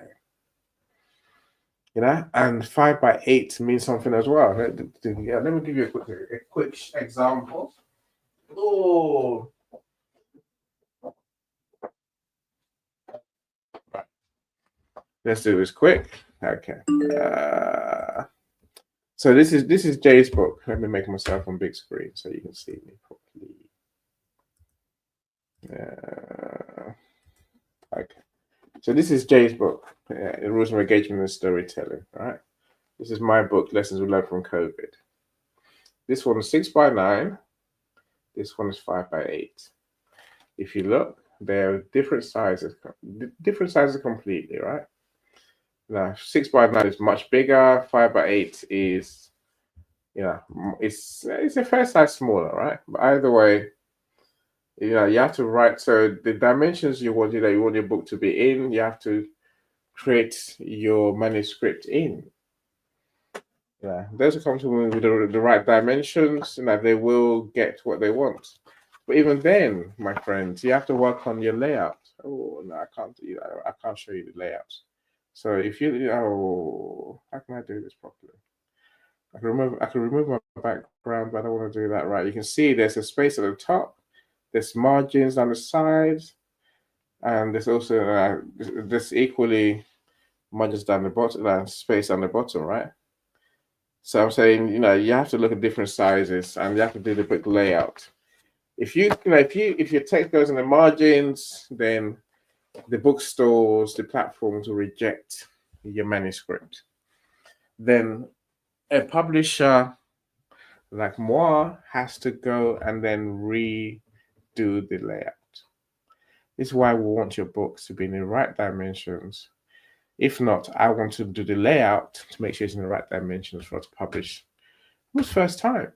We'll make mistakes, and then we have to go and you can't make the changes on the platform. You can't change the dimensions. You can't change the layout. You can't change the spelling. Once it's on Amazon KDP, you can't just change it. The only thing I can do is essentially take the book off and then go and redo it. Go and recreate the book again in the right error-free way, and then upload it again, a new version again. This is what you pay us for as publishers. People don't realize this. They think we just get a book, plonk it on Amazon and publish and everyone's happy. That's not how it works. Most good publishers will design your book. Most amateur publishers, believe I was there. You get away with it for a couple of times. You get away with it in your first book. You might just be lucky that your book looks good the first time by luck. By the time you've done 10 books, believe you me, you've made enough mistakes. That you've done that, and you've got stuck on at least one book where you're befuddled, totally confused by what the hell. Why isn't this looking the way I want it to look? Then you have to learn some lessons about publishing. That's when you tend to revert to the way I have, which is I want to design the book in the way I want it to look and be. I'm also very strict to what I want you to give me. Don't give me rubbish. Give me that's been proofread, that's been edited by a human. That's been laid. That's everything complete. Because I can't do those things in hindsight. I have to then start again. It's a process. Michael, are you there? Anyone can Yeah, I'm pay for back. NYT bestseller. I agree, Michelle. Different level of respect when it's earned. Totally. Different level of sales as well, right? Different numbers. So Amazon 24 hours, I say, okay, it's 300, couple hundred books, make your bestseller on Amazon. What's that? If we're talking about lunch price, what's that?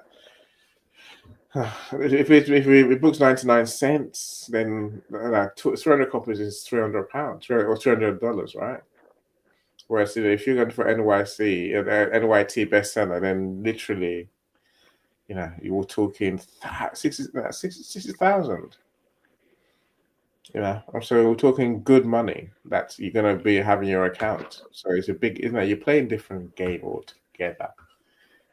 That's just different money game, different audience game, different. You must be a different kind of client. Someone came to me the other day. They said they want to spend 60 grand to publish a book. I'm like, okay, you better put the marketing in that sort of budget as well to sell enough books that you want to sell, because otherwise you're gonna just lose money. It's a weird game. Michael, I'm glad you're back. If you want to add, just let me know. I will happily stop waffling. Right, my friends, there is a Waffle tool. away. There's a tool I think people don't know exists, Michael. Okay, Mm. so you've written your book. So now you got a draft. What you must do is read through it a lot of times, right? The problem you have is that we don't see the obvious mistakes in our books when when we spend so long looking at it on screen. That is We true. don't, That is we me. don't, you might think I just print it out, but you are printing out 200 pages, for example. You've got a 200-page book, right? And that's cumbersome because even then, organizing it, because you have to print it out, you have to then bind it in a way that stays organized and doesn't fall apart, which you always will. And then you have to read through it and then make your changes by hand. Or what are you thinking, right? By Yeah, using a pen. I'm saying, right, go, Michael. I'm thinking that if I do that, that's just going to take so much time. And why would I want to be bothered doing that? I probably ultimately I'll be thinking, oh, I just want to put this on my iPad, look at it like, just go through one page at a time, just reading, editing it. Hmm. There's some editors that you can put your iPad on a keyboard and you just automatically start editing or typing away from right away from where you are, where you're seated just as you're reading. So that's one way you can do it. I do not see, well, I'm looking for the most efficient way to actually do it. So that's me. That's just me. But Yeah. if I were to do it practically, my old self way, I'd print it out on a 8.5 by 11 A4 A4. paper, Yeah. double-sided, and Mhm. manually go through and, start documenting whatever mistakes I've actually made in there and think really hard what I want to replace it with. Yeah. And hope Yeah. that next time I go through this process again, I don't want to change my mind. Yeah, Yeah. because that's Yeah. most likely what's gonna happen third, fourth, and fifth, and even sixth time I go through the damn thing. So Michelle, you got the idea that the cost will go up. Now that the more mistakes there are in the book, for sure, right? Because I'll send it back to you, and I'll charge you for wasting my time by giving me a book full of errors. I know people whose book never got published because, again, it's the way the platforms work, right? KDP, for example, you upload your book, Michael. They'll say, mhm, "Oh, there are some spelling mistakes. They're on page whatever, page 9, page 15, page 125, right? Would right. you like to correct them? Then go correct them, right? See, the second Mhm. time that you upload your book, Michael, they might show you errors in the margins. The spelling doesn't come up every time. So now I'm left to go and read your book and try and find the errors. Like a needle in a haystack exercise. It bores me. But now I'm swearing about you. You can't hear me, but my client's going to hear me. They want to. I have to swear about. I made this cardinal mistakes, right? Cardinal sins. Don't do it. Because now I'm going to have to spend a lot of time finding his errors. Michael, as you're saying, you can read through it yourself, but you're not going to see the mistakes. You know, our eyes deceive us. Trust me. The only way I can think of, remember, there's a couple of ways. Number one is called Grammarly. Grammarly. Grammarly. You know, I've paid for Grammarly for the last, I think, probably 8 years. Like Grammarly is you know, it's an editing tool. The Grammarly is amazing. If you write blogs, if you write content, if you write books, Grammarly is what you need. Grammarly Pro. It gets better every year as well. They have new things. Okay, what's good about Grammarly? It will essentially pick up most mistakes, almost all mistakes. But even then, it might, you know, the problem with editing is that when you change something, Michael, you often change something else without even realizing. I know. The Grammarly will make you rewrite your book if it's no. It will pick on, it will pick out repetitions. It would want to change the words. You know, if you keep saying, "Oh," just to say, you know, "Oh, I think," you know, repetition of, you know, poorly phrased content. The Grammarly will pick up all of them and try and help get to change them. You know, so let's say, you know, use "I think" 10, no, said too many times. Grammarly will suggest you might use something like, "On reflection," or "My belief is." You know, I would suggest. Are you with me? You get the Yeah. idea, right? So it would Yeah. change Yeah. how. Then I say the people can say, "In conclusion," it's some sort of "in conclusion" for everything. You know, be more creative. Grammarly will help you pick all those things out, right? But you have to correct those things on Grammarly on screen. It And will each make you time, think that you're smarter. yeah, you Exactly. sound smarter. You Yeah. sound smarter. You really, no, you really do. This is why I That you've pay upped your Grammarly every game a year. bit, you know? Hmm. I don't cry. I pay them quite happily because it saves me the embarrassment. It makes me sound Instead of smart. saying that you're from South London, now you can say you're from the boroughs. Yeah. Ah, yeah, you know, just the smart parts of the world, right? You know, I live in Cornwall, so you know, I can't even say I'm posh. I'm just saying that, you know, I don't live in London. I'm not a Cockney, right? Even though I Yeah, am, yeah. I clearly am. So you know, but Definitely Grammarly will spruce make up you your sound collar. smart. I will Make give you yourself look words, good. give you ideas, right? It really will. You know, Mm-hmm. it's worth the money. That's how you do it. That's how you pick up the first load of mistakes in your book. But like I say, now here's a problem that we have, Michael, with tools like Grammarly and every other spell check, grammar checker tool. I just told you how it would change your words. You know, I think to, you know, it could be argued. Yeah. See what you know, essentially they change your tool, they change your tone, they change your voice in your book. Yeah. That's a And risk. that You know, could you be can a spend problem. it really is, you know, it's a huge problem. That you can spend your whole time and in the end, the book doesn't sound like you anymore. Oh, welcome, Sarah. Sarah, I'm glad you're here. Great to have you here. And also, superstar Sandra.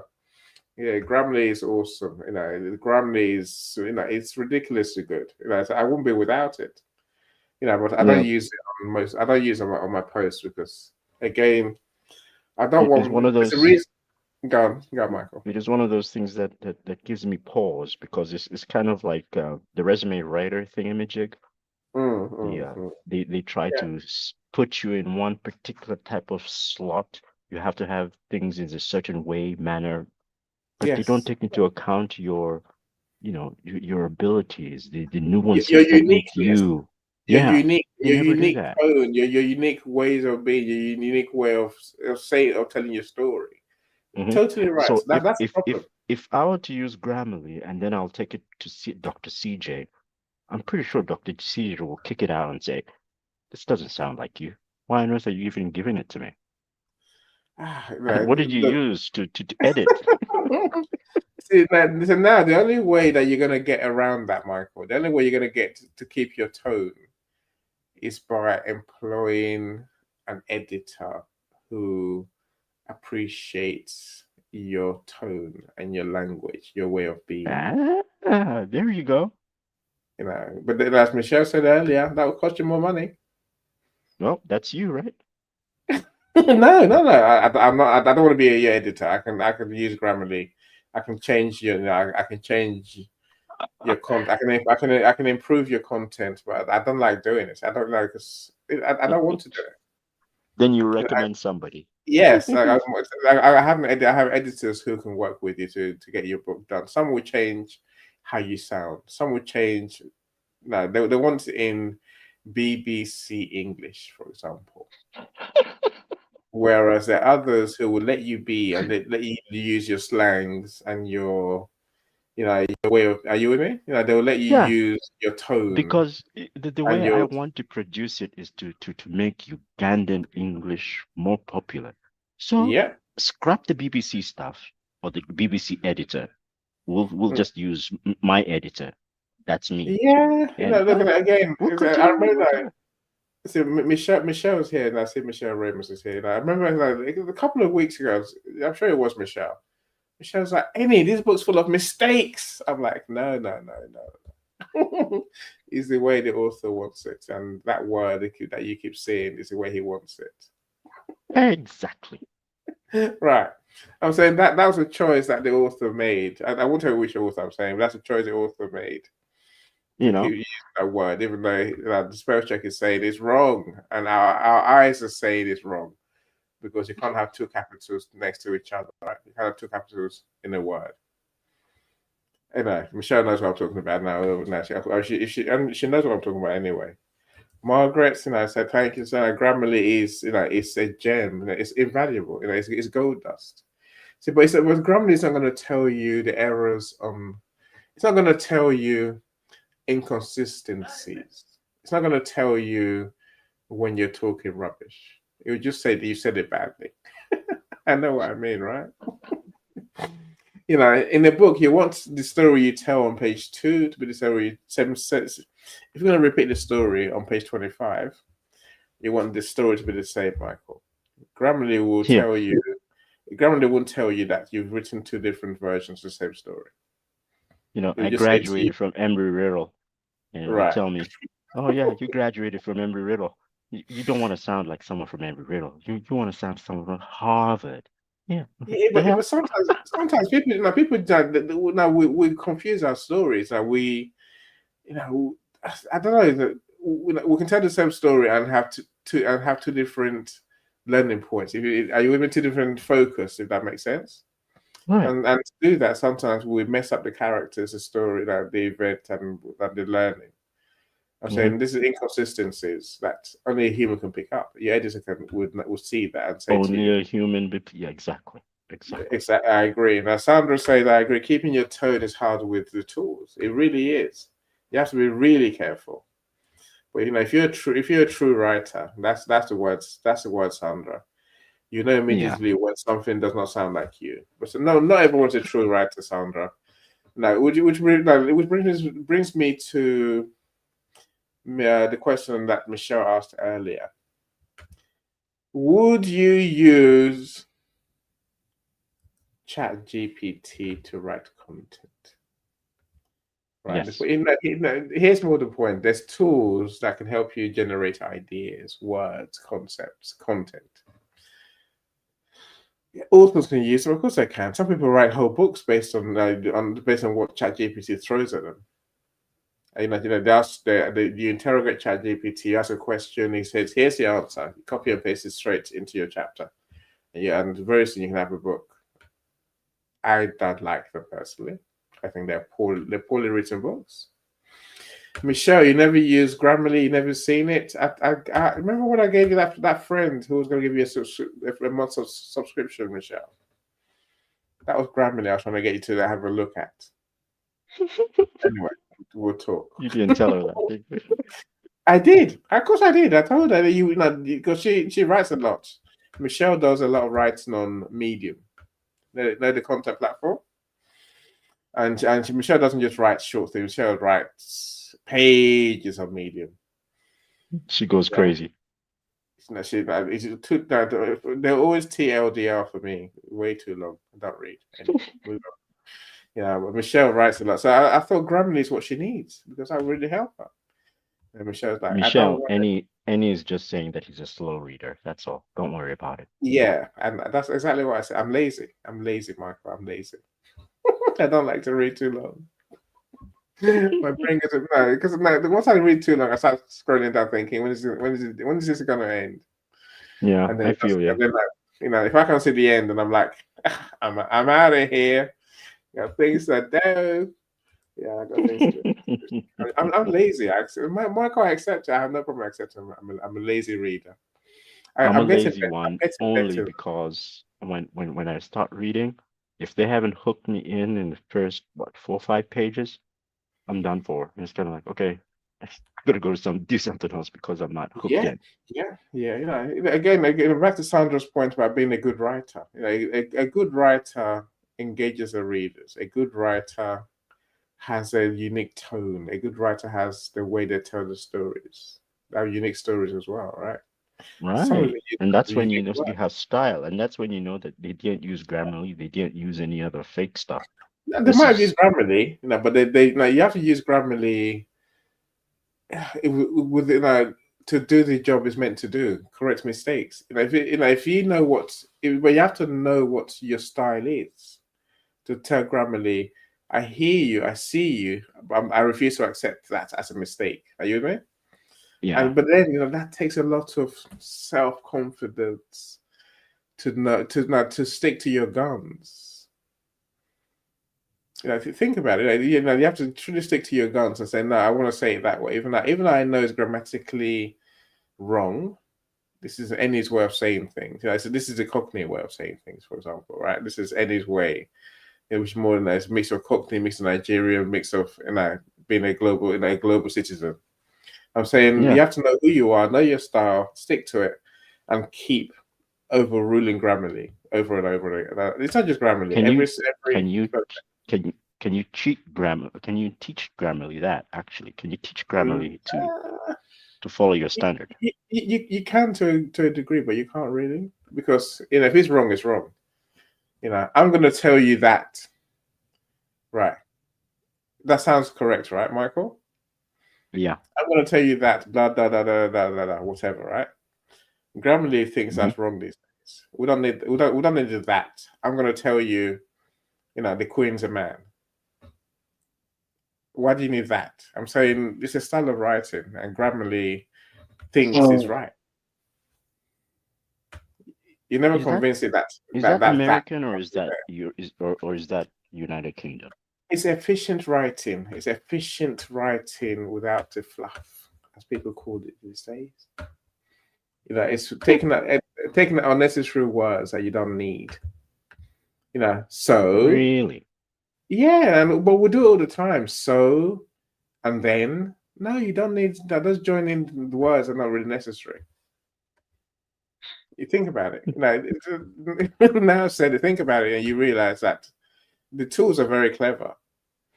But you might, you know, I tell you another one that drives Grammarly absolutely batty, and you never convince it otherwise. I'm doing this in order to do that or say that. Are you understand me? Mm-hmm. The words "in order to" is the most wasteful 3 words you're ever going to use in life.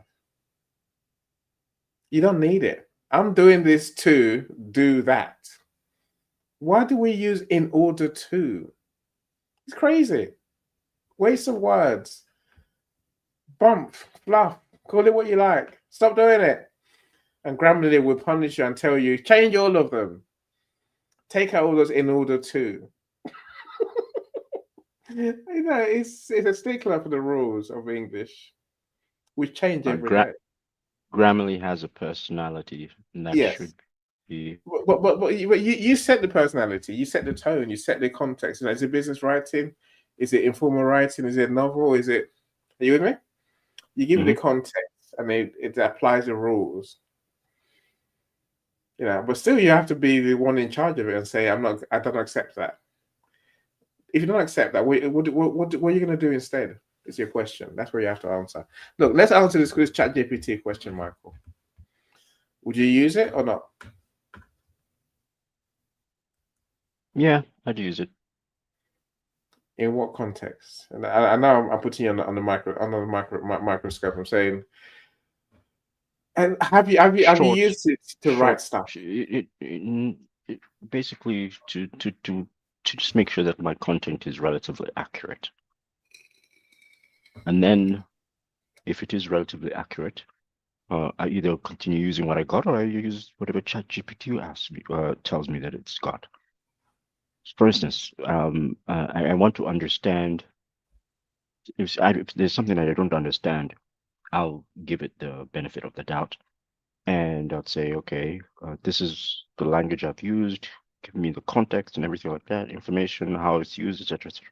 And then it gives me this, it tells me this, it tells me where it came from, etc., etc. And I said, oh, well, that's nice. Oh, good languages and everything. And then it gives me more information like, oh, do you want information based on this? And so on and so on. I said, I don't need that. I don't want you to give me that.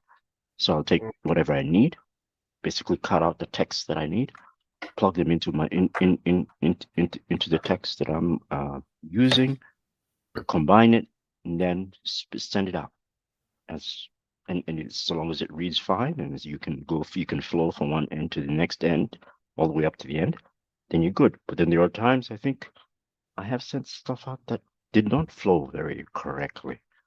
So I've actually caught myself on that one several times and gone back and made some edits. That's only after I've already put out whatever I had written and thought that it was good. I'm very lazy, like Andy said, reading my content over and over again. I don't do that. If I figure that it's relatively good, I have a good basis on how to write English, and I think that it's flowing correctly. And typically, I substitute words in my mind, but I never write them down, and that's how I end up skipping them. Or it still goes out, and then I catch myself later after I've rested and I've had, a chat with Annie and a laugh and etc. etc. And then I come back to whatever I'm doing. And I say, oh gosh, look, I messed up on this and I messed up on that. That little bit of a break in between the work that I started and initiated and I was focused on, and then coming back to it later on down the road, helped my mind to reorient itself, rearrange, and then to put me in editor mode and say, now you're in editor mode. Do you really think that what you put down was actually right? I was like, oh, geez, I was in writing mode that time, and I didn't care what I put down. I just wanted to put something down. No, you don't. I think that you cared because it's just that when I cared you when I want it to flow. I cared because of yeah. the flow. I want the flow to be there. I want it to be genuine, and the flow is there and it's genuine.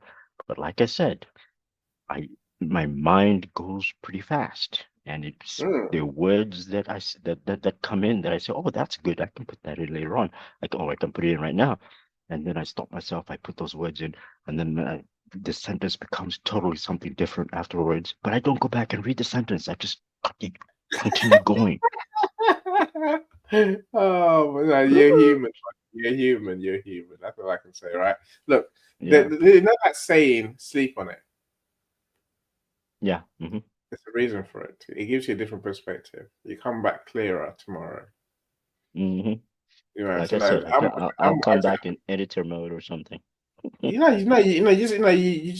come back in different. You're not in the. I need to finish this and go to sleep mode. You're now. You're suddenly it's fresh. It's like fresh eyes. Right. Right. You're not rushing. Mm-hmm. No. This is a different look, different mindset, different vibe, and yet sometimes you catch yourself. You catch today what you didn't see yesterday. Mm-hmm. Right, it was right there. Like you say, you didn't read it yesterday because you were in a hurry, right? You're trying to get it done properly as best you could. So Right, it's always worth sleeping on things before say no. People don't realize a lot of the work authors do. The writing is hard. Don't get me wrong; it takes time. Sandra is just a true example. But the editing is where that's where the money is, and that's where you spend most of your time. So I give Sandra credit every day because her book, she recently a great book. We know that she worked with a writing coach. She got the book she wanted. She spent a lot of time putting it together after working with the coach. And it's a great book. But Sandra was brave enough to say to put the book out to editors. She came to me. I said, "Nah, I'm too lazy." Because some people are going to be too generous, too kind to you. They won't tell you the truth. They'll be like, "Yeah, Michael is fine." Whereas her editors they've been brutally honest, and Sandra's taken it all on board to do the right thing to make the book a better book. No, That's you why said her editors. You didn't yes, say your editors. no, So no, she no, got her no, no. own editors? Yeah. I'm sorry, I don't know. I don't know them, which and I prefer that sometimes because her editors, I've seen some of their feedback, and they're objective, they're good, and ultimately it's going to lead to Sandra having a better book. But as you say, one thing that we both learned from her process is that great writers show and not tell. You have to tell the stories in a way that takes a reader to that moment, to that instance, to that situation. They can smell this. They can smell what you smell. They can see what you saw. They can feel what you feel. Right? Yeah, they can So feel the blood in the water. They can actually yeah. taste it. No, so good writers don't have to explain every little thing. But you have to work out to be smart, and then what people, people they can make leaps. They can see, they can feel, right? If you paint a picture, they'll get it.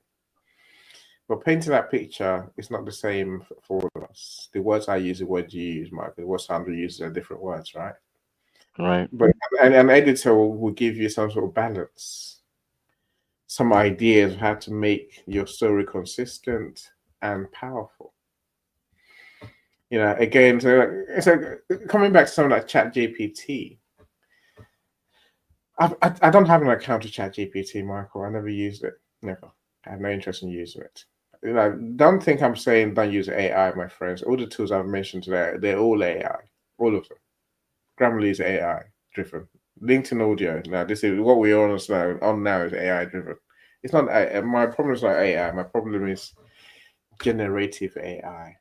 There's other tools out there as well, my friends, that you can generate ideas. Now, when you have a writer's block, you're stuck. What do I say? Where do I go next? Chat GPT could give you good ideas how you can move forward, right? Mm-hmm. Even creative ideas. There's other tools out there. Chat GPT is only one. HubSpot have their own free AI generating tool that can generate ideas for authors. I'm saying now the thing is that I guess I want all my writing to be my writing. I want it to be what I want to say. I don't want, and actually, I think it takes me to feel like I'm superhuman, Michael. That I know more than AI tools do when it comes to writing my information. That's a report, or are you with me? Yeah. I want to say what I want to say, how I want to say it. That's why I will not ask AI to write my post. I know what I want to say. I'm going to say it, like it or not. All my books or my content. So I just don't use I don't use Grammarly. I'm not Grammarly. I don't use ChatGPT for anything. I never have done. Never will do. Those who feel the need to, it's there, right? But like Michael explained so beautifully, don't just take it as gospel that ChatGPT is the golden content you can just plunk into what you want into your book. You have to make sense of it, adapt it into what you want, and make sure it fits. Option two, that's one way of saying you're going to use generative AI tools. Then you're going to have to edit the hell out of it to make it fit your context. There's no other way of saying it. Sorry, people. I'm saying if you're not going to edit the hell out of it, then you're going to get caught out eventually. And believe it or not, ChatGPT and other generative AI tools will give you some duff answers, some duff suggestions, some duff content. That's just the truth. And maybe I will say that because I'm a human publisher. I want you to come to me so I can write your content for you. But deep down, ChatGPT works to a degree. You can really screw up. You really, really can. It doesn't give you all the answers. Yes, it takes human vulnerability to elicit the emotions in your readers and connect. I agree entirely. I think we need, I talk about tools today, I would say, but deep down, write your stories. You have your unique take. Write it in your unique way. Maybe you can use ChatGPT to iron out some of the inconsistencies. Maybe you can, Mark. I've seen people do that, right? They'll write description for events, put it through ChatGPT, and then amazingly, all their descriptions come out the same. I'm like, why? But I know what they've done. But it's fine. If it works, it works. I will always change it slightly because there's things that I want in there that ChatGPT will not put in there. So I think let's learn to write in a way that truly connects with our readers. Excellent author, says Margaret. Yeah, great job, inspirational Sandra. Sandra truly is. If you saw her process, so the editing process to make the book, to refine the book that she's written, is admirable. See, when I was a kid, I read that some people hate being told how to improve their content. Now, I had a colleague, this German girl, Nadine, her name was. She hated being told. Now, I was a content development manager. So that's my first job after uni, right? So we had to write blogs. It's not blogs, it's more advice guides for business, for managers, for businesses. So there've been a company of 3, then 4. You write some things, other people have to read it in the office, correct it, suggest. So they used to do the Grammarly thing for you. Are you with me? Mm-hmm. And maybe ChatGPT thing. And those who knew better could add to say, why don't you add this? Why don't you add that? Why don't you change this? Why don't you say this in a different way? I learned to be open to feedback just by working there. That's why I learned to be that. I appreciate every feedback. Will I apply all of them? Maybe not. Sometimes I will. If it makes sense, I'll apply it. But you have to be humble, as Sandra just said, right? Be vulnerable enough to say, if your idea is better than mine, I will use it. I'll learn from it. I'll apply it. Some people just used to cry hysterically. Oh, that's my stuff. What are you saying about me? You're like, it's not personal. It's content, right? Get over it. Take it or leave it. I'll tell you what I know. And then some people used to make all their changes, all the suggestions in red pen. Like a teacher. They cross out paragraphs. You're like, don't do that. Just tell me what you think I should do better. Because you crossing it out violently as if I've annoyed you, it's a bit pointless. That's childish, right? I'm saying people have to, we need to get used to feedback as authors to improve our book.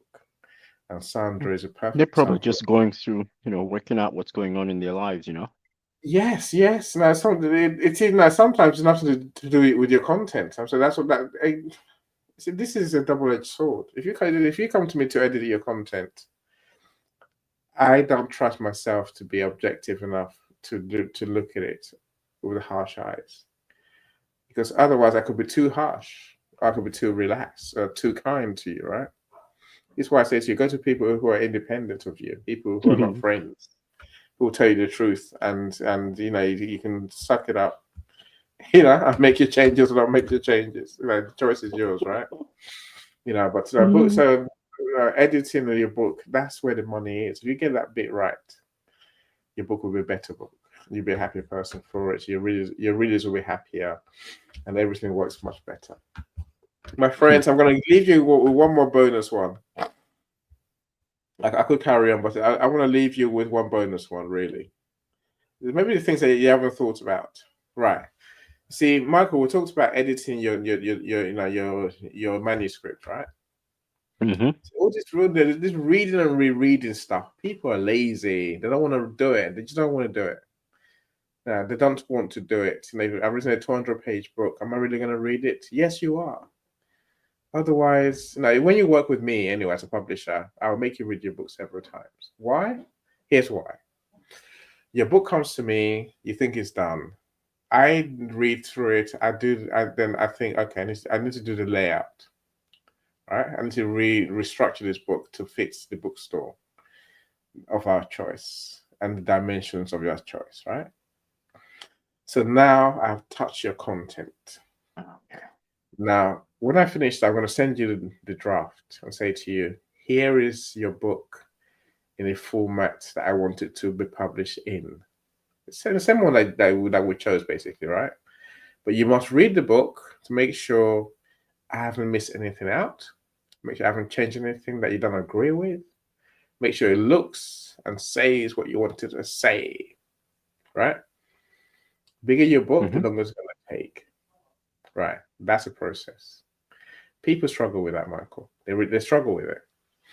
I mean, there's a client I had recently. I still got them, and so I'm like, "There's your book," and she's like, "I'm like, right, okay. Look, let's be clear. Your end to chapter 3 doesn't make sense. It doesn't make sense. It doesn't even fit in there. What the hell are you talking about? Take it out. Change it. Improve chapter 3. The end of chapter 3. Keep it consistent." And maybe you want to, the bits that you've got at the end of chapter 3, maybe put that as chapter 4 on a different heading. Are you with me? You're going to have a bigger book, better book, but at least it makes sense. It's like talking, it's like the chapter's about football and you conclude about cricket. What the hell? I'm sorry, what are you playing at? Right. My author says, oh, no, just go ahead and publish it. I don't know what you mean. I'm saying, look at it. It's quite obvious. We're talking about football. Now you're talking about cricket at the end. Change it. Let's talk about football at the end of chapter 3 and do a chapter 4 about cricket, if that's what you want to do. But don't leave it as it is because it's confusing. It's baffling. It doesn't make sense. I don't see where you mean. I'm saying I just told you. Read your book from back to front. You'll see what I mean. Because she doesn't want to read the book, right? She has no intention of reading the book. Anyway. Oh no, just go ahead and publish the book. Have I published a book? No, not yet. I'm just not impressed. Right. And I guess let's not go on about my friend who doesn't want to read her book, because there's tools, Michael, to read your book for you. In case people don't know this. I don't know why you don't know this, but you should do. If you buy a Kindle, go. Do you ever tell them that there's tools to actually do this? No, I'm telling you now. I never have to tell them, but I'm telling you because today's session is about tools that help authors, right? A screen reader can be your best friend. It reads your screen amazingly. Some are built into Chrome. That's half the problem, right? That's not a problem. You have to get smart and learn to convert your manuscript into HTML, right? A web page, and then you read it word for word. The reader you choose matters. Some readers are buggy. Some readers add mistakes in themselves. Some readers make mistakes on character recognition. HTML format. Yeah, go and find a screen reader that works for you. No. So I use one called Read Aloud. It's brilliant. It's truly brilliant. It's brilliant. It's a Chrome. It's a Chrome thing. It's a Chrome extension. Let me put that there. So there you go. It's there. Read Aloud. You can choose the voice you want. You can choose the American, in the UK, Indian, Australian, and so on and so forth. Try it. Read aloud. It will read your content. That way you can hear where you go wrong, right? You can see what you can see. Now, again, read aloud will give you a read along box, and a read along pop-up box. So it reads it and then it highlights the words it's reading. so you can almost you can read it. You can read it whilst you listen. If that makes sense. In You other can words, make you can read and you can hear and read at the same time. Yes. It's invaluable. That's my bonus tool for you today, my friends. If you haven't never tried it, try it. It's magical. I'd say literally when I said to you, I read 5 books over Christmas. That's how. How much does it Screen readers are cost? amazing. Free. I just told you it's free. I'm Really? sure It's a Chrome that extension. it's a paid version. Free, Michael. FREE. And I have to convert my text, right, into an HTML. Yes. It So only accepts because HTML format. read aloud is a Chrome extension, so it's a Chrome thing, right? So you have to it only works on a browser called Chrome, right? So you have to save your Word document in HTML or to a web page. Whatever it is So on your platform. this read aloud thing, if I wanted Sean Connery to be the reader, no, does it do that? No. Really? Right. I'm looking at it, but I keep changing it. Right. So voice, Does it do for any? example, no, of course not. Right. And his voice is not on it. I'm giving you the listen. I'll tell you what it gives you. So Okay. Mac OS English Australia, Karen can read it for you. Mac OS Australia Ireland can read. Okay. Should I give you a sample, Michael, so you can get the idea of what this thing is? Sure. The example will be Yes, great. I'm kind that way, so I'll leave you. I'll leave you to have your day after this, right? Okay. Yep. Where am I going to try this? Which page do I put it on? I'm trying to find a page that's text heavy. Okay, right. This is going to be sweet. Oh, it's something. It's something, right? Okay. Yeah. So I'll do a screen share. Okay. The present, so screen share. Let's go to Innovation and Technology. So this is Dr. Roxana's book. Okay. So I don't know what I love demos. Can you see my screen? Mm-hmm. Okay. I'll make the text a bit bigger. So this is. I did not know if Michelle is still around. Can you see the screen, Michelle? Can you hear it? No, I can't hear it.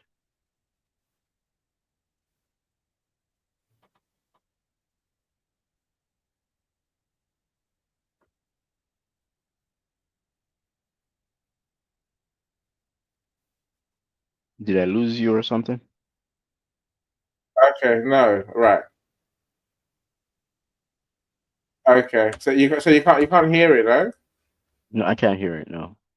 Okay, I don't know why you can't hear it. Damn, it's annoying. Okay, let's try present. So stop screen. I thought present was screen share.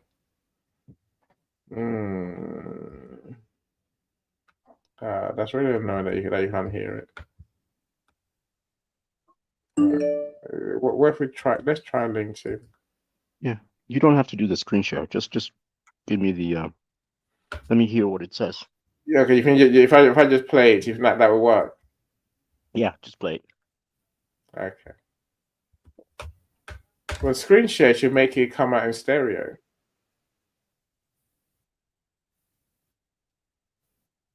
It's not coming You out. can't hear that? No.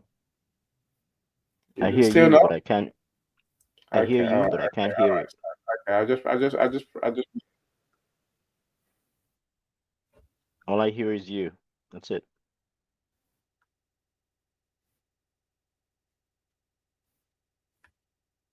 I don't think live stream likes what you're trying to do. Okay, all right. So I can hear it. I can see it as well.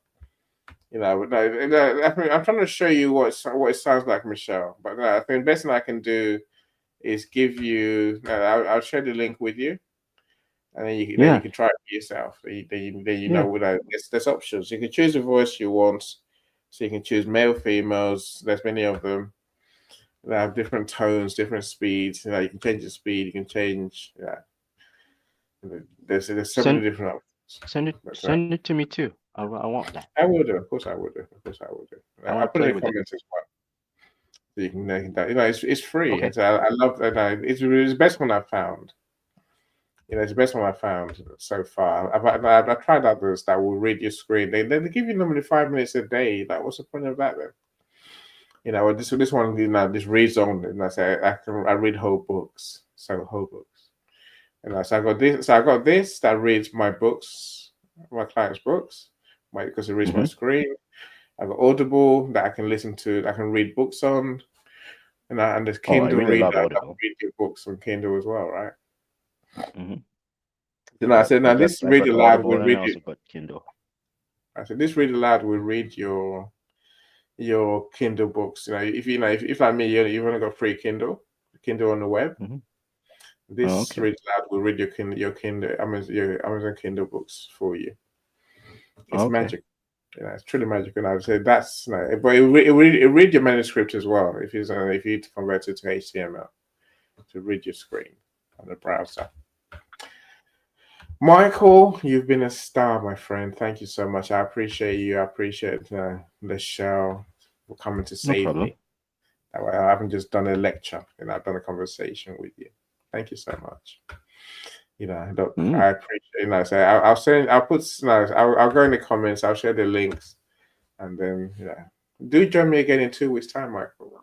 Everyone else, do join me in 2 weeks' time. I will get our agreements done by then, Michelle and Michael, for our course. That's for the health anthology. So now Missy and I actually connected again. And get back. Definitely need that, because I was wondering where I was going to stop putting the money in there. Let's get on with it. I say we're taking too long, but I am doing other books at the same time, right? So Roxanne knows what I've been doing. So that will be published tomorrow, essentially. I've got to show how to publish books, so that'll be done tomorrow, and then I can start my next project. Sweet deal. Yeah, my friends. I'm gonna go. Go, Michael. All right, I will. I'm gonna go ahead and enjoy my mango, and as the mango goes, you shall be gone. Bye. Bye, everyone. Bye, everyone. Thank you. She's success with Global.Media.com and celebrating with or without champagne or rum. She's success with Global.Media.